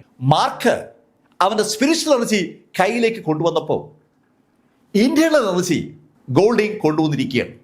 ആ 2 എനർജി സോഴ്സുകളും മുഖത്തോട് മുഖം ഏറ്റുമുട്ടാനായി മുന്നോട്ട് കുതിക്കുമ്പോൾ അവർക്ക് ചുറ്റുമുള്ള സകലതും പറന്നു തുടങ്ങുകയാണ്. ശരിക്കും അമ്പരപ്പിക്കുന്ന ശൈലിയിൽ അവിടെ ഉണ്ടായിരുന്ന ഡൈനിങ് ടേബിളും കസേരയും എന്ന് വേണ്ട സെറ്റ് ഉൾപ്പെടെ സകലതും വല്ലാതങ്ങ് മൂവ് ചെയ്തു. ആ അമ്പരപ്പിക്കുന്ന വേഗതയിൽ അവിടെ സകലതും ഒഴിഞ്ഞു മാറുമ്പോൾ ഒരു ഇടി അവിടെ നടക്കുകയാണ്. മാർക്ക് ഫെല്ലറുടെ കൈയും ഗോൾഡിയുടെ കൈയും തമ്മിൽ ഒന്ന് കൂട്ടിമുട്ടുമ്പോൾ അവിടെ തീപ്പൊരി ചിതറി എന്ന് പറയാം. ശരിക്കും ആ കൈകൾ തമ്മിൽ കൂട്ടിമുട്ടുന്നതിന് മുമ്പേ അവരുടെ എനർജി തമ്മിൽ കൂട്ടിമുട്ടുകയാണ്. അതിന്റെ ഫലമായിട്ട് ഒരു തീ ഉണ്ടായതാണ്. ശരിക്കും കാതടപ്പിക്കുന്ന ശബ്ദവും അതിനൊപ്പമുള്ള തീയും അതോടൊപ്പം ഞെട്ടിപ്പിക്കുന്ന ശൈലിയുള്ള ഒരു പ്രകമ്പനവും. ആ പ്രകമ്പനം ചുറ്റുമുള്ള സകല വസ്തുക്കളെയും ദൂരേക്ക് തെറിപ്പിക്കുകയാണ്. കസേരകൾ തവിട് പൊടിയായെന്ന് പറയാം. ഗോൾഡിയും മാർക്കും ഏതാണ്ട് 4 സ്റ്റെപ്പ് പുറകിലോട്ട് നീങ്ങി. ഗോൾഡിന്റെ മുഖത്ത് ഒരു അമ്പരപ്പുണ്ട്. അയാൾ ഒരു പാസ്റ്റ് മാസ്റ്ററാണ്. ഇന്നസെന്റ് മാസ്റ്റർ ഹാൻസിലെ 1ാം ലെവലിൽ എത്തിയിരിക്കുന്ന മാർക്ക് ഫെല്ലർ അയാൾക്ക് ഒന്നുമല്ല എന്നാണ് സത്യം. പക്ഷേ എന്നിട്ടും അയാളുടെ ആ ഇടി മാർക്ക് ഫെല്ലർ തടുത്തിരിക്കുകയാണ്. ശരിക്കും ശക്തനാണ് മാർക്കെന്ന് മനസ്സിലായതും ഗോൾഡി മാർക്കിനോട് പറഞ്ഞു, ഹേ യങ്മാൻ, നീ എന്നെ വല്ലാതെ അത്ഭുതപ്പെടുത്തിയിരിക്കുകയാണല്ലോ. ഓക്കെ, ഒരു കാര്യം ചെയ്യാം, നീ പ്രശ്നം ഉണ്ടാക്കുന്നില്ലെങ്കിൽ നിന്നെ ഞാൻ വെറുതെ വിടാം. ശരിക്കും ഗോൾഡി ആ വാചകം പറഞ്ഞതും ലിയോ ഷൈനും ലിയോ ഗാർഷ്യയും ദേഷ്യത്തോടെ ഗോൾഡിയോട് ചോദിക്കുകയാണ്, ഗോൾഡി എന്താ നീ പറയുന്നത്? അവനെ വെറുതെ വിടാനോ? അതൊന്നും പറ്റത്തില്ല. അത് കേട്ടതും മാർക്ക് ഫെല്ലർ ഗോൾഡിയോട് പറഞ്ഞു, പക്ഷെ ഗോൾഡി, നിങ്ങളുടെ സന്മനസ്സിന് നന്ദി, പക്ഷേ എനിക്ക് ഈ ലിയോ കുടുംബത്തിന്റെ ഈ അഹങ്കാരം അവസാനിപ്പിച്ചേ പറ്റൂ. അതിന് നിങ്ങളോട് ഫൈറ്റ് ചെയ്യേണ്ടി വരും. മാർക്ക് ഫെല്ലർ അങ്ങനെ പറഞ്ഞതും ഗോൾഡി പിന്നെയും റെഡിയായി. വീണ്ടും ഗോൾഡി മുന്നോട്ട് കുതിച്ചു. അതുപോലെ തന്നെ മാർക്കും. വീണ്ടും അവരുടെ കൈകൾ തമ്മിൽ കൂട്ടിമുട്ടിയതും അവിടെ ഇരുന്ന ബാലൻസ് ഫർണിച്ചർ മിക്കവാറും എല്ലാം തവിട് പൊടിയായി. ലിയോ ഷൈനും അതുപോലെ ലിയോ ഗാർഷ്യയും മാർട്ടിൻ സണ്ണും ഒക്കെ തെറിച്ച് ചുവരിലിടിച്ച് താഴെ വീണെന്ന് പറയാം. അവരുടെ അടുത്ത് വെച്ചാണ് രണ്ടുപേരുടെയും കൈകൾ തമ്മിൽ കൂട്ടിമുട്ടിയത്. ശരിക്കും അൺബിലീവബിൾ എന്ന് പറയാൻ കഴിയുന്ന ഒരു എനർജി ഡിസ്ചാർജ് അവിടെ ഉണ്ടായത്. തീയും പുകയും ശബ്ദവും അത് മാത്രമാണ് അവിടെ കാണാനുള്ളത്. ആ ഇടിയുടെ ഭാഗമായിട്ട് അവിടെ ഉണ്ടായിരുന്ന സകലതും പൊട്ടിച്ചേറി ആകെ പൊടിപടലമായിരിക്കുകയാണ്. ആ പൊടിപടലം ഒന്ന് തീരുമ്പോൾ ഗാർഷ്യ വല്ലാത്ത സന്തോഷത്തിലാണ്. അതിന്റെ കാരണം ഗോൾഡിയാണ്. ഗോൾഡി ചുവരി പിടിച്ചങ്ങനെ നിൽക്കുകയാണ്. ഏയ് മാർക്ക്, നീ ചത്തടാ! അങ്ങനെ ഗാർഷ്യ പറയുമ്പോൾ ഷൈന്റെ കണ്ണുകളിലെ ഒരു അമ്പരപ്പ് ഗാർഷ്യ കണ്ടു. ഷൈൻ മറ്റൊരു ഭാഗത്തേക്കാണ് നോക്കുന്നത്. ശരിക്കും ഫർണിച്ചറൊക്കെ പൊടിഞ്ഞു വീണ ഭാഗത്ത് സാക്ഷാൽ മാർക്ക് ഫെല്ലർ പൊടി തട്ടിക്കളയുകയാണ്. അവന്റെ പുറത്തൂടെ വീണ പൊടിയൊക്കെ അവൻ തട്ടിക്കളയുന്നതാണ് ഷൈൻ കാണുന്നത്. ആ കാഴ്ച കണ്ട ഗാർഷ്യ ശരിക്കും അമ്പരന്ന് പോയി തന്നെ പറയാം. ഈ നിമിഷത്തിൽ ദേഹത്തുള്ള പൊടി തട്ടിക്കളഞ്ഞിട്ട് മുന്നോട്ട് നടന്ന് സാക്ഷാൽ ഗോൾഡിയുടെ അടുത്തെത്തിയ മാർക്ക് ഗോൾഡിയോട് പറഞ്ഞു, നീ നല്ലൊരു മാർഷൽ ആർട്ടിസ്റ്റാണ്, അതുകൊണ്ട് ഞാൻ നിന്നെ കൊല്ലുന്നില്ല. അങ്ങനെ പറഞ്ഞിട്ട് മാർക്ക് ഗോൾഡിയുടെ ഷോൾഡറിൽ ഒന്ന് തൊട്ടു. ആ നിമിഷത്തിൽ ഗോൾഡി താഴേക്ക് വീണു. ശരിക്കും മാർക്കിനെ ഒറ്റയിടിക്ക് ആ നിമിഷത്തിൽ ഗോൾഡിയെ കൊല്ലാമായിരുന്നു. ഗോൾഡിയെ കൊല്ലാതെ മാർക്ക് ഷോൾഡറിൽ ഒന്ന് കൈവച്ചത് തന്നെ ഗോൾഡി താഴേക്ക് വീഴുകയായിരുന്നു. ഈ കാഴ്ച കണ്ട ഗാർഷ്യയും അതുപോലെ ഷൈനും ഒരു അക്ഷരം പോലും മിണ്ടാതെ മാർക്കിനെ തന്നെ അങ്ങനെ നോക്കി നിൽക്കുമ്പോൾ മാർക്ക് അവരെ നോക്കിയിട്ട് അവരോടായി പറഞ്ഞു, മുട്ടുകുത്ത്! കേൾക്കേണ്ട താമസം ഗാർഷ്യ മുട്ടിടിച്ച് താഴേക്ക് വീണു. ശരിക്കും അയാളുടെ മുട്ട് ശക്തമായി തറയിൽ വന്ന് ഇടിക്കുകയായിരുന്നു. തറയിൽ മുട്ടിടിച്ച് വീണ ഗാർഷ്യ മാർക്കിനോട് പറഞ്ഞു, മാർക്ക് ക്ഷമിക്കണം, ഞങ്ങളെ വെറുതെ വിടണം. അത് കേട്ടിട്ടും മുട്ടുകുത്താതെ മാപ്പ് പറയാതെ ഷൈൻ മാർക്കിനോട് പറഞ്ഞു, മാർക്ക്, നീ അങ്ങനെ അങ്ങ് ജയിച്ചു എന്നൊന്നും കരുതരുത്. അങ്ങനെ ഷൈൻ പറഞ്ഞതും മാർക്ക് ഇടത് കാലോട് തറയിൽ ആഞ്ഞൊരൊറ്റ ചവിട്ടും. ആ ചവിട്ട് തറയിൽ പതിച്ചതും പെട്ടെന്ന് അവിടെ ഒരു വിറയിൽ ഉണ്ടാവുകയാണ്. ആ വിറയിൽ ഷൈനെ ബാധിച്ചതും ഷൈൻ ആ ശബ്ദം കേട്ടു, മുട്ടുകുത്തുക! കേൾക്കേണ്ട താമസം ഷൈൻ പോലും അറിയാതെ ഷൈൻ മുട്ടിടിച്ച് താഴേക്ക് വീഴുകയാണ്. ശരിക്കും ഷൈൻ വിറയ്ക്കുന്നുണ്ട്. ഒരു ശബ്ദത്തിന് ഒരാളെ മുട്ടുകുത്തിക്കാൻ കഴിയുമെന്ന് ആ നിമിഷത്തിലാണ് ഷൈന് ബോധ്യമാകുന്നത്. മുട്ടുകുത്തി വിറയ്ക്കുന്ന ഷൈനും ഗാർഷ്യയും തൊഴുകൈയോടെ മാർക്കിനോട് പറയുകയാണ്, ദയവായി ഞങ്ങളെ കൊല്ലരുത്. അവരെ രണ്ടുപേരെയും ഒന്ന് മാർക്ക് നോക്കുമ്പോൾ മറ്റൊരാള് ആലിലെ പോലെ നിന്ന് വിറയ്ക്കുന്നുണ്ട്. അത് സാക്ഷാൽ മാർട്ടിൻ സണ്ണാണ്. അയാൾ സ്വപ്നത്തിൽ പോലും കരുതാത്ത ചില കാര്യങ്ങളാണ് അയാൾ ഇപ്പോ കണ്ടിരിക്കുന്നത്. അയാൾക്ക് പരിചയമുണ്ട് മാർക്ക് ഫെല്ലറെ. അയാളുടെ സഹോദരിയുടെ മകളെ വിവാഹം കഴിച്ച് 3 കൊല്ലം സഹോദരിയുടെ മകൾക്കൊപ്പം ഉണ്ടായിരുന്ന മാർക്ക് ഫെല്ലർ അയാൾക്ക് നല്ല പരിചയമുള്ള വ്യക്തിയാണ്. അയാൾക്ക് പരിചയമുള്ള മാർക്ക് ഫെല്ലർ അല്ല ഇപ്പോൾ ഇതാ അയാളുടെ മുന്നിൽ നിൽക്കുന്നത്. കണ്ട കാര്യം വിശ്വസിക്കാനാവാതെ അയാൾ വിറച്ചുകൊണ്ട് മാർക്കിനോട് പറഞ്ഞു, മാർക്ക്, മാർക്ക്, ദയവായി എന്നെ കൊല്ലരുത്. മാർട്ടിൻ സൺ അത് പറഞ്ഞപ്പോഴാണ് യഥാർത്ഥത്തിൽ മാർട്ടിൻ അവിടെ ഉള്ള കാര്യം മാർക്കിന്റെ ശ്രദ്ധയിൽ വരുന്നത് തന്നെ. മാർട്ടിനെ ഒന്ന് നോക്കിയിട്ട് ഒന്നും മിണ്ടാതെ ആ ഹാളിൽ നിന്ന് പുറത്തേക്ക് നടന്നു. കൂടെ സഷാൽ, നെയിൽ ഫ്ലമിങ്ങും. കഥയുടെ ഈ ഭാഗം ഞാനിവിടെ അവസാനിപ്പിക്കുന്നു. അടുത്ത ഭാഗവുമായി അടുത്ത ദിവസം വീണ്ടും കാണാം. ഇതുവരെ മാർക്ക് ഫെല്ലറുടെ കഥ നിങ്ങളോട് പറഞ്ഞത് ലൈഫിൽ നിന്ന് BS ചന്ദ്രമോഹൻ. കമന്റിൽ ചെയ്യുക. Thank you.